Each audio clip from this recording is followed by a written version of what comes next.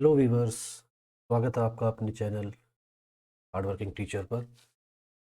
और आज हम पढ़ने वाले हैं थिंकिंग। थिंकिंग पढ़ेंगे, कुछ और भी टॉपिक्स है, छोटे छोटे कुछ टॉपिक्स है जो नए टॉपिक है। और पहले देखते हैं थिंकिंग क्या होता है। Thinking can be understood as the process where external events of past, present और फ्यूचर आर रिप्रेजेंटेड इंटरनली। है कि जो भी आपके एक्सटर्नल इवेंट्स है, जो कभी भी घटे हो पास्ट में, प्रेजेंट में या फ्यूचर में, जब वो इंटरनली रिप्रेजेंट किए जाते हैं ना, कि आप बाहर जो आपके साथ हुआ वो ठीक है, लेकिन अगर वो आपके दिमाग में चल रहा है, इंटरनली वो रिप्रेजेंट है अभी भी। And it may also include even a thing और an event which is not directly observed और एक्सपीरियंस्ड बाय द इंडिविजुअल। यानी कि वो रिप्रेजेंट होते हैं इंटरनली, और साथ में उसके अंदर वो चीज़ें भी हो जो आपने कभी ऑब्जर्व नहीं की हो या एक्सपीरियंस नहीं भी की हो। मतलब कि जो चीज़ें आपको एक्सपीरियंस हुई है उनका रिप्रेजेंटेशन इंटरनली, और साथ में जो नहीं भी हुई है उनका भी, अगर मान लो उनको भी आप सोच पा रहे हो, है ना, वो चीज़ें भी अगर आपके अंदर चल रही है, तो वो सब क्या कहलाता है, आपका थिंकिंग कहलाता है। तो ये तो हुआ एक जनरल सी चीज़ कि हम थिंकिंग को क्या समझते हैं, कि जो कुछ भी हमारे अंदर चल रहा होता है वो क्या कहलाता है, थिंकिंग कहलाता है।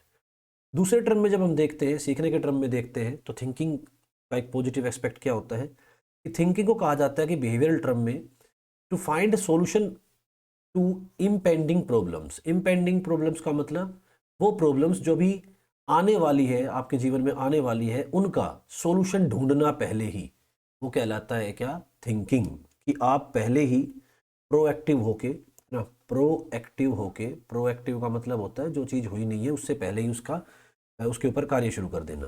तो अगर आप इम्पेंडिंग प्रॉब्लम्स, यानी कि जो प्रॉब्लम्स आने वाली है, उनको पहले ही उनके ऊपर सॉल्यूशन उनके निकाल लेते हो, तो वो क्या क्या कहा जाता है, आपका आपकी थिंकिंग कहा जाता है बिहेवियरल एक्सपेक्ट में।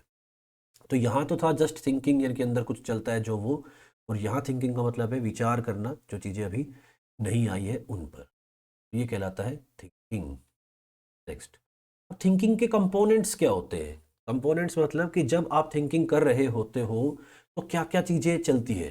हम कहेंगे थिंकिंग के दौरान जब हम सोच रहे हैं तो हमारे दिमाग में साइंस और सिंबल्स चलते हैं, अलग अलग चीज़ों के कॉन्सेप्ट्स चलते हैं, मोटर एक्टिविटीज़ चलती रहती है दिमाग में, लैंग्वेज के रूप में सोचते हैं, इमेजेस के रूप में सोचते हैं, कुछ एक्सपीरियंसेस के रूप में कुछ सोचते हैं, कुछ जानी पहचानी चीज़ें, फेमिलियरिटी वाली चीज़ें रहती है। और हमारा दिमाग क्या करता रहता है, ऑपरेशंस करता रहता है ना, मेंटल ऑपरेशंस चलते रहते हैं। यानी कि जो कुछ भी आप सोच रहे हो, जो कुछ भी आपके दिमाग में चल रहा है, तो जब वो चल रहा होगा, मान लो एग्जांपल है कि आपने सोचा मेरी जॉब लगेगी, ठीक है। तो जॉब क्या है, जॉब अपने आप में एक कॉन्सेप्ट है, इसमें आपको काम करना पड़ेगा, सैलरी मिलेगी, है ना। उसके अंदर जॉब अपने आप में, जॉब वर्ड एक लैंग्वेज है, ठीक है। जॉब के रूप में आप क्या क्या करोगे, जानी पहचानी चीज़ें आएंगी, वो फैमिलियरिटी वाली चीज़ें आ गई, है ना। कभी पहले टीचिंग प्रैक्टिस की होगी तो वो वहाँ के एक्सपीरियंस आपके दिमाग में आ रहे होंगे कि ऐसा कुछ हुआ होगा हमारे साथ। तो ये कुछ भी जो दिमाग में आपके में कल्पनाएं चल रही है, ये सब क्या होते हैं, कंपोनेंट्स होते हैं। जिस रूप में वो कल्पना चल रही है, जिस रूप में आपके दिमाग में चीज़ें जब बन रही है, वो सब कहलाते हैं थिंकिंग के कंपोनेंट्स। तो वो कोई साइन या सिंबल हो सकता है, कॉन्सेप्ट्स हो सकते हैं किसी भी प्रकार के, कोई एक्टिविटी हो सकती है, मतलब ये सारी चीज़ें जो है ये क्या रहती है, थिंकिंग के कंपोनेंट के रूप में काम करती है। अब एक व्यक्ति जब सोचता है तो उसकी थिंकिंग पर इन्फ्लुएंस किसका पड़ता है, किन चीज़ों से आपकी जो थिंकिंग है वो प्रभावित होती है। तो देखिए, आपकी थिंकिंग तो हर चीज़ से ही प्रभावित होगी भाई, है ना। थिंकिंग क्या होती है, हमारी हर चीज़ से ही प्रभावित होती है। जैसे हमारा इंटेलेक्ट का नेचर कैसा है ना, कैसा हमारी बुद्धिमानी का, जो बुद्धिमान हम कितने हैं, या हमारा जो दिमाग उसका लेवल क्या है, मेंटल सेट कैसा है आपका, इस तरीके से उस समय आप, मतलब क्या आपका नज़रिया है चीज़ों के प्रति, एटीट्यूड है, वैल्यूज़ है, इंटरेस्ट है, आपकी ज़रूरत क्या है, हैबिट्स आपकी, एडजस्टमेंट कैसे करते हो आप, फैमिली और स्कूल एनवायरनमेंट है, कैसा रहा था आपके पारिवारिक का एनवायरनमेंट या स्कूल का एनवायरनमेंट कैसा रहा था, है ना। आपकी ग्रोथ और डेवलपमेंट की जो स्टेजेस है, वो किस एज में किस तरीके की थिंकिंग चलती रहती है, पर्सनैलिटी फैक्टर्स कैसे हैं आपके, या आप भाई पॉजिटिव माइंडसेट के आदमी हो, नेगेटिव हो, है ना, इस तरीके से। मेंटल हेल्थ कैसी है आपकी, मोटिव्स क्या है किसी कार्य को करने के, या आपकी इमोशंस, है ना। तो ये हर चीज़ क्या करती है, आपकी थिंकिंग के ऊपर इन्फ्लुएंस डालती है। इन हर चीज़ों से क्या पड़ता है, आपकी थिंकिंग के ऊपर प्रभाव पड़ता है। क्योंकि देखिए अगर आप मतलब स्कूल और फैमिली स्कूल एनवायरनमेंट कह सकते हैं कि स्कूल में अगर आपको पॉजिटिव सोचना सिखाया जाता है, थोड़े से ऐसी एक्टिविटीज़ कराई जाती है जिनमें पॉजिटिव माइंडसेट बनता है, तो उससे आपकी थिंकिंग भी क्या होगी, इन्फ्लुएंस होती है। ठीक है, तो जैसे भी एक्सपीरियंस हमारे होते हैं उन सब चीज़ों से क्या होती है, हमारी थिंकिंग इन्फ्लुएंस होती है। तो अभी हमने देखा थिंकिंग क्या है, उसके कंपोनेंट्स क्या होते हैं कि कैसे कैसे थिंकिंग चलती है, और थिंकिंग को कैसे इन्फ्लुएंस किया जाता है, किन चीज़ों से थिंकिंग हमारी इन्फ्लुएंस होती है। क्या कहता है भाई, why development of thinking skill in child, कि बच्चे के अंदर क्यों हम डेवलप करें थिंकिंग स्किल, क्या ज़रूरत है कि हम बच्चे को थिंकिंग स्किल उसकी बेहतर की जाए।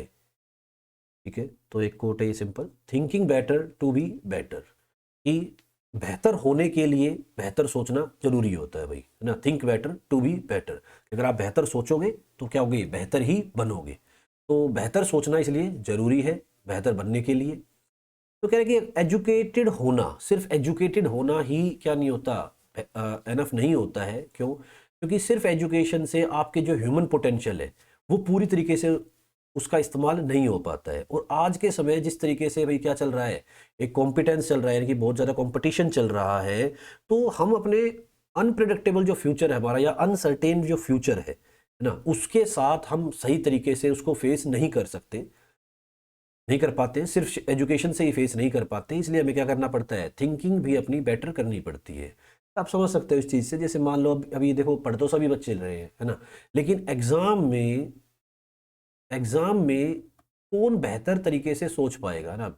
एग्जाम में थिंकिंग किसकी कैसी रहेगी, भाई उसी की बेहतर रहेगी जिसने वैसी कंडीशंस पहले फेस कर रखी है बेहतर रूप में। ठीक है, तो ये वही बात कह रहा है कि भाई एजुकेटेड जो होना जो है वो सिर्फ एनफ नहीं होता है अपने पूरे ह्यूमन पोटेंशियल को डेवलप करने के लिए, या इस संसार की जो नीड्स है हमारी, एक बेहतर सिटीजन हमें बनना है देश का, तो उसके लिए सिर्फ एजुकेशन पूर्ति नहीं कर पाएगी, है ना। उसके लिए क्या जरूरी है, एक बेटर थिंकिंग भी जरूरी होती है, ताकि आपकी जो फ्यूचरिस्टिक जो नीड्स आती है वो पूरी हो जाए। ठीक है, तो इसलिए हमें क्या करना पड़ता है, बेहतर बनने के लिए बेहतर सोचना जरूरी होता है। नेक्स्ट है व्हाट आर थिंकिंग स्किल्स। अब थिंकिंग तो चलो समझ में आ गया कि यार थिंकिंग बना लेंगे, है ना, कैसे बनाएंगे, वो स्किल्स क्या होती है कि जब हम कहते हैं कि थिंकिंग कर रहे हैं हम, तो कौन सी ऐसी स्किल्स होती है जो हम करना चाहते हैं, या जो कौन सी ऐसी स्किल्स हैं जो बच्चे के अंदर हम डेवलप करना चाहते हैं, कि भाई थिंकिंग स्किल के नाम पे क्या करा है बच्चे को। तो कह रहे थिंकिंग स्किल्स, जो थिंकिंग स्किल्स होती है वो क्या होती है, वो मेंटल प्रोसेसेस होते हैं, हमारे दिमागी प्रोसेस होते हैं जो हम अप्लाई करते हैं जब हम कोई भी क्या करेंगे, कोई भी एक्सपीरियंस हम लेना चाहते हैं किसी भी चीज़ से। तो हम जब कहते हैं कि किसी चीज़ का हमें एक्सपीरियंस हुआ है, तो उस एक्सपीरियंस के दौरान हमारा जो दिमाग जिस तरीके से कार्य करता है वो सब कहलाती है हमारी थिंकिंग स्किल्स, जिसके अंदर बेसिकली क्या क्या चीज़ें होती है। तो रिमेंबरिंग, चीज़ों को ध्यान रखना, रिमेंबर रखना, क्वेश्चनिंग करना चीज़ों के प्रति, क्वेश्चनिंग स्किल। ठीक है, फॉर्मिंग कॉन्सेप्ट, कॉन्सेप्ट बनाने की स्किल, चीज़ों को प्लान करने की स्किल, चीज़ों के ऊपर तर्क करने की स्किल, रीजनिंग, सोचने कल्पना करने की स्किल, प्रॉब्लम सॉल्विंग स्किल्स कह सकते हैं हम। ठीक है, कि प्रॉब्लम्स को सोल्व करने की स्किल, मेकिंग डिसीजन, अपने डिसीजन और जजमेंट्स देने की स्किल, और ट्रांसलेट करना थॉट्स को शब्दों में, कि जो विचार कर रहे हो आप, जो सोच पा रहे हो, उन सब सब चीज़ों को शब्दों में उतार देने की स्किल। तो ये सब प्रोसेस मिलके क्या करते हैं, आपकी थिंकिंग स्किल को डेवलप करते हैं। तो मतलब हमें बच्चे को फोकस करना चाहिए कि सिर्फ और सिर्फ रिमेंबरिंग ही नहीं करें, चीज़ों को याद ही नहीं रखना है ना, चीज़ों के प्रति जो पढ़ रहे हो उन चीज़ों के ऊपर क्रॉस क्वेश्चनिंग भी जरूरी है, कि क्रॉस क्वेश्चनिंग करें थोड़ा सा और गहराई से उन चीज़ों को जो है जांचे परखें, क्योंकि जितने क्वेश्चनिंग करते हैं उतना ही क्या होता है, नई नई चीज़ें निकल कर आती है ना, कि कोई चीज़ है तो क्यों है ऐसा, कैसे हुई वो चीज़ें, कॉन्सेप्ट जो है वो बनाना, उससे प्लान करना चीज़ों को, कैसे बेहतर तरीके से हम चीज़ों को और सीख सकते हैं। तो ये सारी चीज़ें मिलकर क्या करती है, हमारी थिंकिंग स्किल को डेवलप करती है। तो ज़्यादा से ज़्यादा ये चीज़ें हमें करनी चाहिए जिससे हमारी थिंकिंग स्किल डेवलप हो सके। नेक्स्ट है कि थिंकिंग स्किल्स जो होती है वो क्या करती है भाई, वो हमें बनाती है क्या, वो क्या करती है हमारे लिए। तो हम कहेंगे जो हम एक्सपीरियंस लेते हैं, है ना, तो उस एक्सपीरियंस के द्वारा जो कुछ सीख रहे हैं हम, या अपना जो इंटेलेक्ट है, या जो आपका भाई मतलब मेंटल जो आपकी पावर है, उसका यूटिलाइज करना बेहतर तरीके से। ठीक है, वो कैसे हो पाता है, हमारी थिंकिंग स्किल्स के कारण ही हो जाता है, कि हम अपना बेस्ट जो है निकाल पाए, या किसी भी एक्सपीरियंस से चीज़ों को सीखना। तो ये जो चीज़ें होती है ये सब क्या होती है, हमारी थिंकिंग स्किल्स की वजह से हो पाता है। थिंकिंग स्किल बेहतर होती है तभी हम ये चीज़ें सारी इस तरीके से मतलब चीज़ों को जब भी एक्सपीरियंस करते हैं तो वहाँ से नई नई चीज़ें सीखेंगे, है ना। किसी सिचुएशन में फंसेंगे तो अपने दिमाग का बेहतर इस्तेमाल कर पाएंगे। तो ये सब करना होता है भाई, ठीक है, बच्चे को डेवलप करने के लिए उसकी थिंकिंग स्किल को, क्योंकि ताकि बच्चा क्या कर पाए, एक्सपीरियंस इससे सीख पाए और बेहतर अपना दिमाग इस्तेमाल कर पाए। Improving the quality of thinking skill is directly linked to the better learning and thereby maximize the potential towards betterment of society। कह रहे हैं कि जो थिंकिंग स्किल्स है वो डायरेक्टली प्रोपोर्शनल लर्निंग के। जितनी बेहतर आपकी थिंकिंग स्किल्स होगी, जितना बेहतर आप चीज़ों के बारे में सोचोगे, उतना ही बेहतर आप सीख पाओगे चीज़ों के बारे में। और जितना बेहतर सीखोगे उससे ही क्या होगा, आप सोसाइटी के लिए क्या कर पाओगे, मैक्सिमम अपना पोटेंशियल सोसाइटी के बेहतरी करने के लिए सोसाइटी को, है ना, वो दे पाओगे। तो मतलब जितनी ज़्यादा आपकी थिंकिंग स्किल जो है डेवलप होगी, उतना ही ज़्यादा आप बेहतर लर्न कर पाओगे, चीज़ों को सीख पाओगे और उतना ही ज़्यादा क्या कर पाओगे, सोसाइटी में अपना योगदान दे पाते हो। नेक्स्ट है कि thinking skill approach suggested that learners must develop awareness of themself as a thinker and learner. कह रहा है कि जो थिंकिंग स्किल्स है उन्हीं की वजह से वही हमें क्या करती है, सजेस्ट करती है क्या करने के लिए, कि एक अवेयरनेस खुद के प्रति। कैसे कि अपने आप को एक बेहतर थिंकर या बेहतर लर्नर बनाने के लिए, अपने आप को एक चिंतनशील व्यक्ति या एक सीखने वाला व्यक्ति बनाने के लिए थिंकिंग स्किल क्या करती है, आपको अवेयर करती है ना, कि आप कॉन्शियस होकर चीज़ों को क्या करते हो, सोचते हो, कॉन्शियस होकर चीज़ों को सीख पाते हो, जब आप चीज़ों के प्रति आपकी थिंकिंग स्किल्स डेवलप हो जाती है।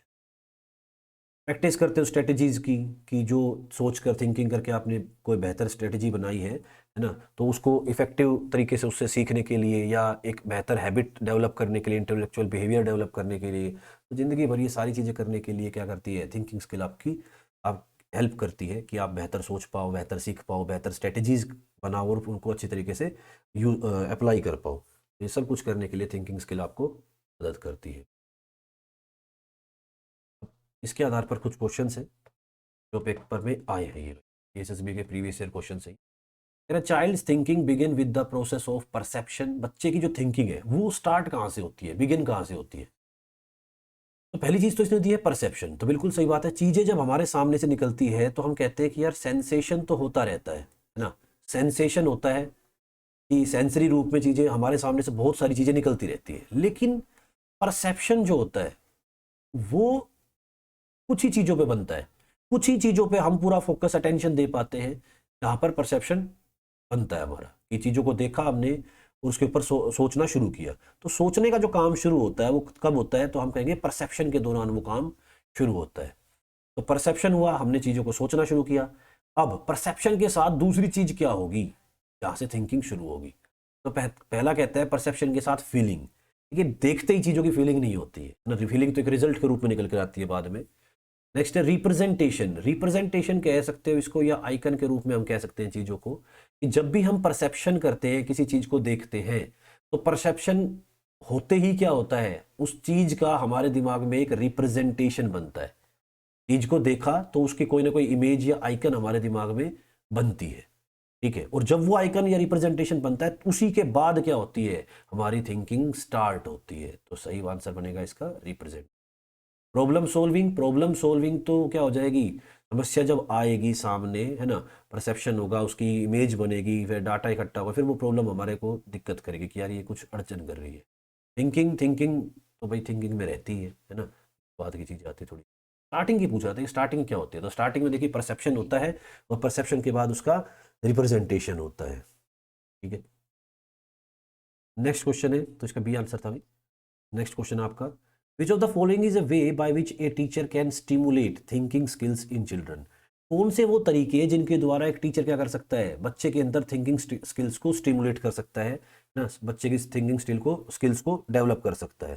तो कौन कौन से तरीके। नंबर 1 है recognise the condition nature of many thinking skills. कि जो अलग अलग जो थिंकिंग स्किल्स होती हैं, है ना, उनको पहचानना कि किस जगह पर कौन सी थिंकिंग स्किल बेटर तरीके से सिखाई जा सकती है। तो ज़रूरी है भाई, आपको जब पता होगा किसी थिंकिंग स्किल के बारे में या थिंकिंग स्किल्स के नेचर के बारे में, तभी तो बच्चे के अंदर क्या कर पाओगे, वो चीज़ें डेवलप करवा पाओगे। नंबर 2, एनकरेज करना स्टूडेंट को कि talk to themself while they think. कि जब आप सोच रहे हो, जब चीज़ों को सोच रहे हो, तो अपने आप से बातें करो। तो भाई ऐसी ही बातें आपने पढ़ी होगी कहाँ, वाइगोत्स्की की थ्योरी में, है ना, कि अपने आप से जब हम बातें करते हैं सोचते हुए, तो इसका मतलब क्या होते हैं, हम बेहतर सोच पाते हैं उससे, खुद से, क्योंकि खुद से बातें करते हैं तो पॉजिटिव नेगेटिव सोचते रहते हैं चीज़ों के बारे में। बिल्कुल सही है, सोचते समय अपने आप से बातें करनी चाहिए, क्वेश्चनिंग करनी चाहिए अपने आप से। तीसरा है encourage transfer emphasising emphasise connections within and beyond the topic of a given lesson, कि जो भी पाठ आपने पढ़ा है उस पाठ के बाहर जाके कनेक्शंस स्थापित करो या ट्रांसफर करो उस लर्निंग को किसी दूसरी जगह पे। यानी कि ये क्या कह रहा है, एनवायरनमेंट से कनेक्ट करके या इस प्रकार से ज़्यादा करते हैं तो हमारी थिंकिंग स्किल डेवलप होती है। बिल्कुल सही है, इससे क्या होगा, हम बेहतर तरीके से सीख पाते हैं। तो तीनों ही आंसर क्या थे आपके, पॉजिटिव आंसर से, और तीनों में ही बात क्या है, जायज़ बात करी गई है कि थिंकिंग स्किल के नेचर पता होना चाहिए कि कहाँ वो किस कंडीशन में वो चीज़ लगाई जाए, तो उसकी पहचान होनी जरूरी है। खुद से बात करने को अगर हम ज़्यादा मोटिवेट करेंगे तो बच्चा क्या करता है, उससे थिंकिंग स्किल बेहतर होती है। और तीसरा है अलग अलग जगहों से कनेक्ट करके करते हैं, पढ़ते हैं, तो उससे भी क्या होता है, चीज़ें बेहतर होती है। ठीक है, कि सोच पाना कि जो आपने पढ़ा है सिर्फ वो वहाँ तक ही लिमिटेड नहीं है, उससे बेहतर अलग जगह पर भी क्या होता है, वो चीज़ें अप्लाई होती है। ठीक है, तो वही क्या होती है, हमारी थिंकिंग स्किल को डेवलप करने के तरीके हैं भैया। तो इसका आंसर था 1 2 3 तीनों, यानी कि डी आंसर्स। अब नेक्स्ट चीज़ आती है कि तो आपने पढ़ा थिंकिंग क्या चीज़ है, अब हम पढ़ेंगे थिंकिंग के अंदर स्टेजेस का क्या रोल है, थिंकिंग के टाइप्स कौन कौन से होती हैं, और थिंकिंग के टूल्स क्या क्या है। यहाँ से भाई बहुत क्वेश्चन आए पीछे, तो इनको देखते हैं। पहले पहले देखते हैं स्टेजेस ऑफ थिंकिंग, कि भाई थिंकिंग की स्टेजेस कौन कौन सी होती है, किस किस स्टेज से थिंकिंग गुजरती है। तो जब स्टेजेस की बात कही जाती है तो इसमें भाई क्या होता है कि ये इसका कोरिलेशन होता है हमारे ग्रोथ और डेवलपमेंट से। एक व्यक्ति की जो जीवन के काल होते हैं, जैसे हम कहते हैं 0 से 2 साल तक क्या होता है हमारा सेंसरी पीरियड वगैरह जो होता है, या जो शैशवावस्था होती है ना, फिर उसके बाद बाल्यावस्था, किशोरावस्था, तो ये सब चीज़ें जो चलती है, तो उस दौरान हमारी थिंकिंग क्या होती रहती है, डेवलप होती रहती है। ठीक है, तो इसमें अलग अलग थ्योरी है। सबसे पहली थ्योरी है पियाजे की थ्योरी, थिंकिंग स्किल्स के लिए भी, कि स्टेजेस से किस किस स्टेजेस से होकर गुजरती है हमारी थिंकिंग। तो पियाजे की थ्योरी भाई मैं थोड़ा सा स्किप करूँगा इसको, क्योंकि मुझे उम्मीद है कि भाई सब लोगों को आती हो गई है। हल्के हल्के से मैं 2 4 ये वर्ड्स दे रखे हैं, सिर्फ खाली जो आपकी जो पियाजे की थ्योरी है उससे रिलेटेड होते थे। तो इसमें कहते हैं कि भाई जो पियाजे जो है ट्राई करते हैं क्या, एक सेटिस्फैक्ट्री एक्सप्लेनेशन देते हैं डेवलपमेंट ऑफ थिंकिंग की, जिसके अंदर वो क्या कहते हैं कि थिंकिंग क्या होती है, या हमारे जो थॉट्स होते हैं, जो थिंकिंग जो है वो गुजरती है किससे, अलग अलग कोग्निटिव डेवलपमेंट की स्टेजेस से। क्योंकि पियाजे ने कोग्निटिव डेवलपमेंट की ही थ्योरी दी थी। पियाजे को ही कहा जाता है क्या, रेडिकल कॉग्निटिविस्ट या कंस्ट्रक्टिविस्ट भी आते हैं ये। और ये बच्चे को कहते हैं लिटिल साइंटिस्ट, और ये कहते हैं कि बच्चा अपने ज्ञान का निर्माण स्वयं करता है ना, खुद से बच्चा जल्दी सीखता है। कैसे, लेकिन खुद से कैसे सीखेगा, जब वो एनवायरनमेंट के साथ इंटरेक्शन करता है, कि बच्चा जो है वो खुद सीखेगा। लिटिल साइंटिस्ट होता है एनवायरनमेंट के साथ जितना इंटरेक्शन करता है, अपनी मैच्योरिटी के आधार पर, ये जो मैच्योरिटी की एजेस है उसके आधार पर क्या होता है, बच्चा अपने आप सीख जाता है। इसने कुछ टर्म्स दी थी, जैसे एडेप्टेशन, एसिमुलेशन, अकोमोडेशन, इक्विलिब्रियम। तो एडेप्टेशन का मतलब क्या होता है कि जब हमारे सामने कोई प्रॉब्लम आती है तो उस समय जो अस्थिरता उत्पन्न होती है, तो उस अस्थिरता के दौरान या उस प्रॉब्लम को सोल्व करने के दौरान हम जो कार्य करते हैं या अनुकूलन करने की कोशिश करते हैं, वो सब कहलाता है हमारा अडेप्टेशन। अब ये जो अडेप्टेशन हम करते हैं ये 2 प्रकार से करते हैं, या तो हम एसिमुलेशन करते हैं या एकोमोडेशन करते हैं। एसिमुलेशन का मतलब प्रीवियस नॉलेज के आधार पर, है ना, हम अगर प्रॉब्लम को सोल्व करते हैं, पिछली नॉलेज थी उसी के आधार पर आपने प्रॉब्लम को सोल्व कर दिया, तो ये क्या कहलाएगा, सिमुलेशन। लेकिन अगर प्रीवियस नॉलेज ने चीज़ को ठीक नहीं कर पाई, प्रॉब्लम को सोल्व नहीं कर पाई, और आपको अपनी नॉलेज के अंदर मॉडिफिकेशन करना पड़ गया, है ना, मॉडिफिकेशन करना पड़ गया, तो वो क्या बन जाता है, एकोमोडेशन। जैसे CUT क्या होता है, कट, BUT क्या होता है, बट। लेकिन अगर बच्चा पढ़ेगी इसको PUT, तो अगर वो पिछली नॉलेज के आधार पर पढ़ेगा तो वो क्या पढ़ेगा, PUT पट पढ़ेगा, है ना। क्यों, क्योंकि उसने CUT कट पढ़ रखा है, BUT बट पढ़ रखा है, तो PUT पट पढ़ेगा। लेकिन इसके आधार पर क्या हुआ, इसका मतलब उसका एसिमुलेशन जब उसने करने की कोशिश की तो वो गलत हो गई चीज, है ना। अब टीचर क्या कहता है उसको कि बेटा PUT पट नहीं होता, PUT तो पुट होता है। तो अब बच्चा इसको नए रूप में अपनी नॉलेज को चेंज करके बदल के मॉडिफाई करके, है ना, उसको सीख रहा है। तो उसने अब क्या किया है, उसने अकोमोडेशन किया है। ठीक है, अब इन दोनों का हमें जब निर्णय लेना होता है कि एसिमुलेशन करें या अकोमोडेशन करें, वो कहलाता है हमारा इक्विलिब्रियम। ठीक है, इक्विलिब्रियम या इक्विलिब्रियम ऐसा कुछ वर्ड होता है। तो वो होता है कि भाई जब हम इन चीज़ों के बीच में संतुलन स्थापित करते हैं और किस तो क्या किया जाए, सिमुलेशन या अकोमोडेशन किया जाए, वो सब कहलाता है हमारा इक्विलिब्रियम। नेक्स्ट आता है स्टेजेस ऑफ कोग्निटिव डेवलपमेंट। तो स्टेजेस कौन कौन सी है इसकी? भाई सेंसरी स्टेज जो 0 से 2 वर्ष की होती है, जिसमें बच्चा सेंसिस की तरफ ज़्यादा ध्यान देता है ना, सेंसिस से सीखता है। Pre operational stage, pre operational stage होती है हमारी कौन सी? 2 से लेकर 7 वर्ष की उम्र।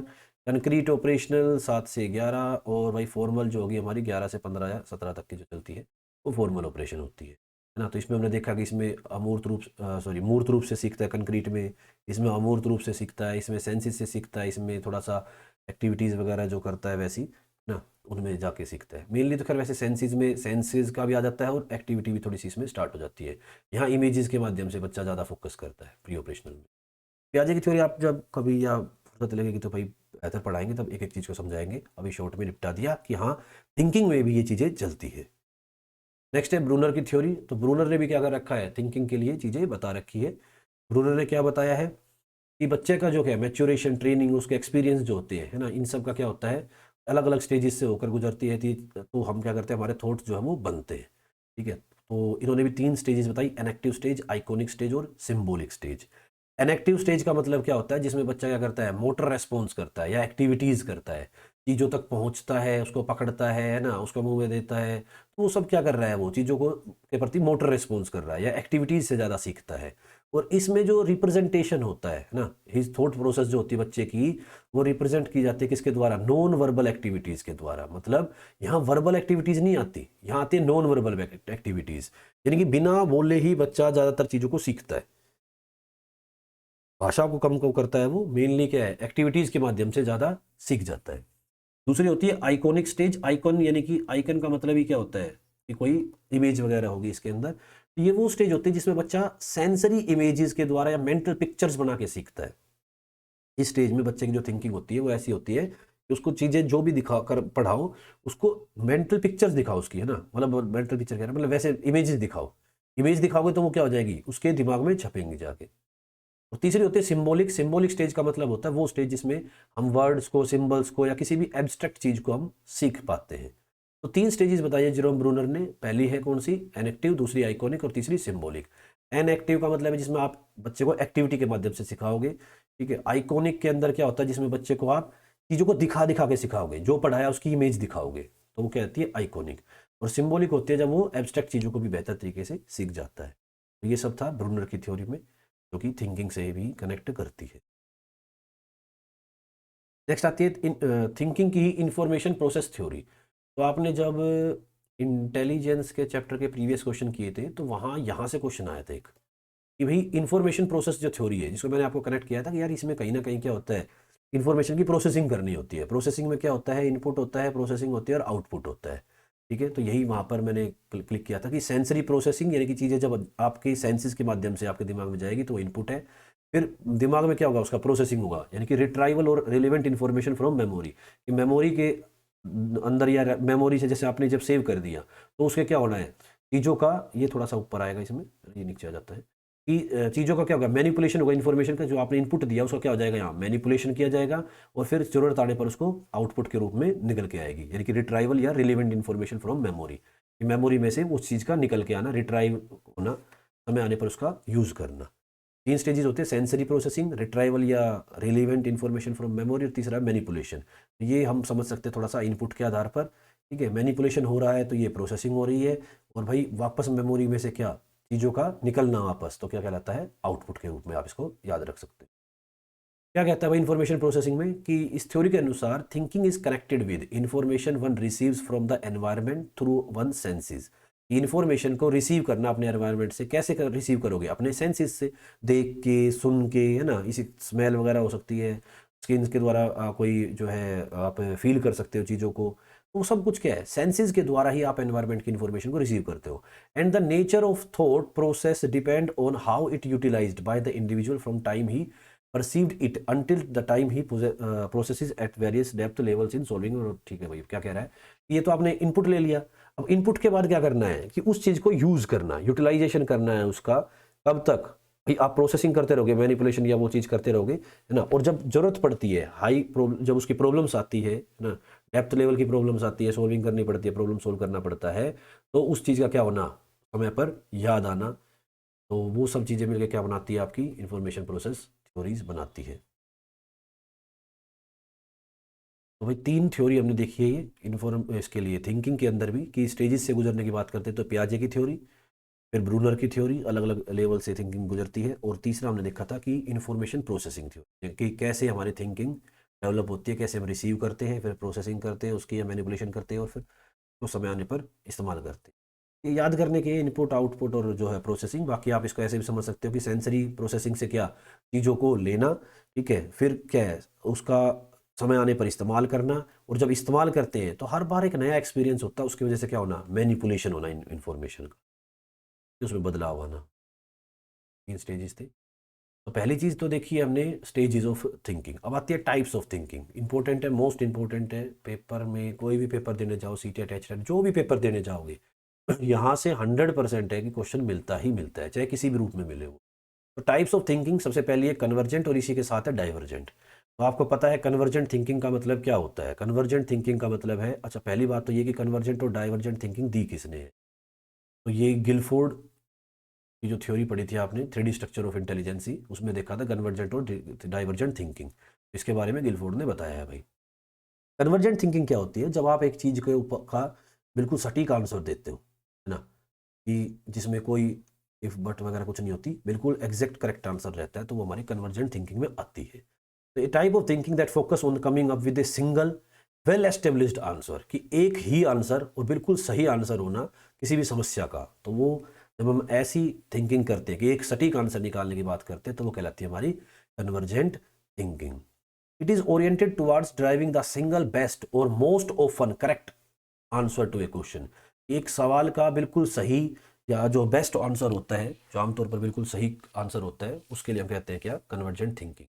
तो अगर आपसे पूछा जाए कि भाई कन्वर्जेंट थिंकिंग जो है वो किस प्रकार के क्वेश्चनों में लगती है, क्योंकि पेपर में अगर आप इवेल्युएशन के क्वेश्चन करने की कोशिश करोगे तो आप पाओगे कि ये चीज़ें आई हुई है। तो जब हम कहते हैं एमसीक्यू का टाइप क्वेश्चंस, एमसीक्यू में क्या होगा, 4 ऑप्शन है, तो एक ही आंसर सही है और वही आप आंसर दो, तो वो क्या कहलाती है, आपकी कन्वर्जेंट थिंकिंग होती है। तो जितने भी आपके क्लोज एंडेड क्वेश्चंस होते हैं उनमें क्या लगती है, आपकी कन्वर्जेंट थिंकिंग अप्लाई होती है, जो कि किसका पर्याय है,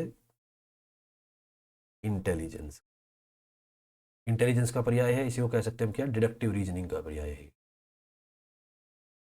डिडक्टिव रीजनिंग इसके अंदर चलती है। ये सब एक रूप में हम इनको याद रख सकते हैं।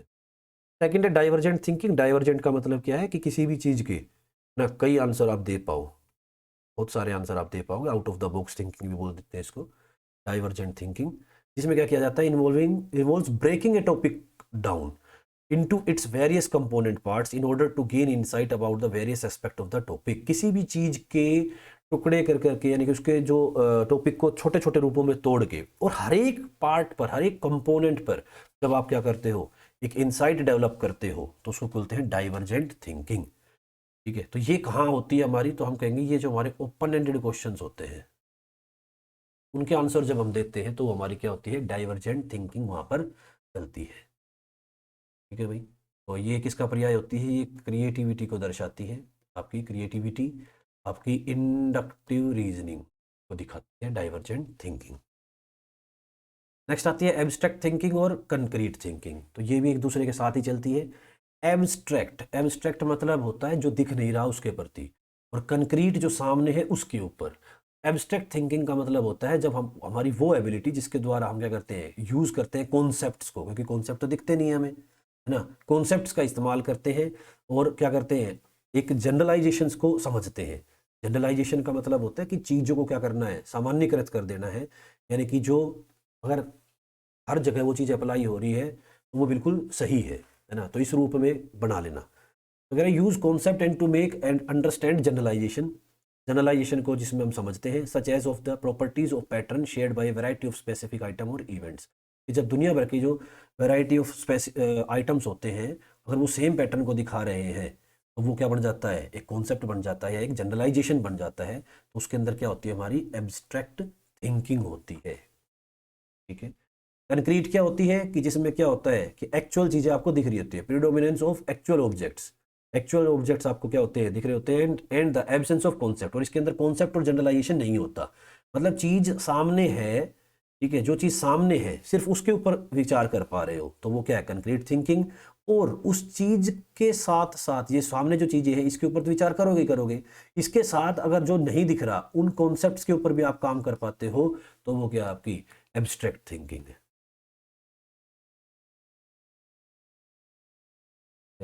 रिफ्लेक्टिव थिंकिंग इंपॉर्टेंट है भाई, मोस्ट इंपॉर्टेंट है।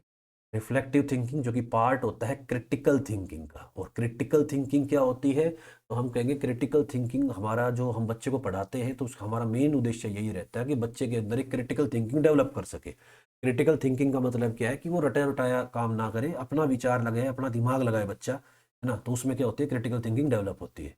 तो कह रहे रिफ्लेक्टिव थिंकिंग जो होती है वो क्या होती है, क्रिटिकल थिंकिंग का ही एक पार्ट होती है। तो ये कहता है प्रोसेस ऑफ एनालाइजिंग, एनालाइज करना और अपनी जजमेंट्स बनाना किसी भी चीज़ के ऊपर जो हुई है चीज़, उसको बोलते हैं रिफ्लेक्टिव थिंकिंग। ऐसे समझ में नहीं आता है जब चीज़ों को समझते हैं कि रिफ्लेक्टिव थिंकिंग का मतलब क्या है। मान लो आप किसी भी चीज़ को एक्सपीरियंस करते हो, आपने गाड़ी चलाई, गाड़ी चलाकर जो आपके अंदर चीज़ें बनी, आपने गाड़ी चलाते टाइम जो चीज़ एनालाइज करी या गाड़ी चलाने में आपने क्या जजमेंट लिया, है ना, वो सब आपका क्या है, रिफ्लेक्टिव थिंकिंग है। यानी कि जिस भी चीज को हम जब करके देखते हैं, जो उसका एक्सपीरियंस हमें होता है, उस एक्सपीरियंस के आधार पर जो हम विचार बनाते हैं, है ना, उसको कहते हैं हम क्या, रिफ्लेक्टिव थिंकिंग, कि मेरे मेरे दिमाग में उसकी क्या इमेज बनी, है ना। तो ये वही बात कह रहा है कि जो चीज हुई है, व्हाट हैज हैपन, जो कुछ हुआ है उसके प्रति एनालाइजिंग करना और उसके ऊपर जजमेंट देना। ठीक है, उसके ऊपर एनालाइजिंग करना यानी कि चीजों को तोड़ के आपने समझा कि हाँ यार इसमें ये चीज तो आसान थी, है ना, हैंडल संभालना भी आसान था, गियर भी ठीक था, लेकिन वो जो स्पेस की समस्या है वहां दिक्कत होती है ना। और जजमेंट देना, जजमेंट मतलब कि कुछ दिनों बाद ठीक है मैं सीख जाऊंगा, ऐसा कोई दिक्कत वाली बात नहीं है, तो वो क्या है, आपकी क्या कर रहे हो, आप रिफ्लेक्टिव थिंकिंग कर रहे हो। तो हम यही चाहते हैं आज के समय में कि बच्चा क्या कर पाए, तो ये रिफ्लेक्टिव थिंकिंग क्या करके देखा है। तो क्रिटिकल थिंकिंग यही होती है कि किसी चीज़ के आपको क्या हो, पक्ष विपक्ष वगैरह सब कुछ आपको उसकी पूरी नॉलेज हो जाए, तब जो आपकी निकल के आती है उसको बोलते हैं क्रिटिकल थिंकिंग। इसलिए एक्टिविटी बेस्ड मेथड रहते हैं, क्योंकि जब एक्टिविटी बेस्ड मेथड होता है तो बच्चा खुद करके सीखता है, तो सारे रिफ्लेक्टिव थिंकिंग भी करता है वो, और उससे उसकी पूरी क्रिटिकल थिंकिंग डेवलप होती है। जॉन ड्यूवी कहते हैं कि reflective thinking is an active, persistent and careful consideration of a belief और सपोज्ड फॉर्म ऑफ नॉलेज। कि ड्यू कहते हैं कि जो रिफ्लेक्टिव थिंकिंग वो क्या होती है, एक एक्टिव परसिस्टेंट, है ना, कि एक्टिव यानी कि जब आप रहते हो और लगातार कार्य करते हो, तो उस दौरान जो ध्यान पूर्वक जो आपने क्या किया है, किसी भी नॉलेज को का जो बिलीफ बना आपके अंदर, या जो आपने उसके ऊपर मान लिया कुछ भी वहाँ, है ना, तो उसके लिए जो बनती है वो क्या होती है, हमारी रिफ्लेक्टिव थिंकिंग होती है। मतलब कि जब आप कोई एक्टिविटी करते हो तो उस एक्टिविटी के बाद क्या होता है, उस एक्टिविटी को करते समय जब आप जो नॉलेज गेन की और उस नॉलेज के साथ जो बिलीव बन गया आपका कि हाँ ये चीज जो सीखी है ये सत्य है, ठीक है, तो उस वो चीज जो डेवलप होती है उसको ये कहते हैं कि वो क्या बनती है, हमारी एक रिफ्लेक्टिव थिंकिंग बनती है। कि कोई चीज हो रही है तो क्यों हो रही है ना, नॉलेज के साथ जो बिलीफ सिस्टम डेवलप होता है हमारा, वो क्या बनता है, हमारी रिफ्लेक्टिव थिंकिंग बनाती है वो। तो ये थी भाई रिफ्लेक्टिव थिंकिंग, जो कि इंपॉर्टेंट है, जो कि एक्सपीरियंस के आधार पर ही ये चीज़ थोड़ी सी डेवलप होती है। और इसको थोड़ा सा हम करेंगे जब हम पढ़ेंगे डेविड कोल्ब की थ्योरी, तो वहाँ भी रिफ्लेक्टिव जो है थिंकिंग का यूज़ आता है। नेक्स्ट है लॉजिकल थिंकिंग।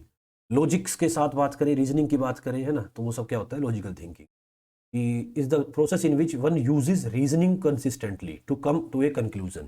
किसी कंक्लूजन तक पहुंचने के लिए जब आप रीजनिंग करते हो, तर्क करते हो चीज़ों के प्रति, तो वही क्या कहलाती है, आपकी लॉजिकल थिंकिंग कहलाती है, तर्क करना किसी चीज़ के ऊपर।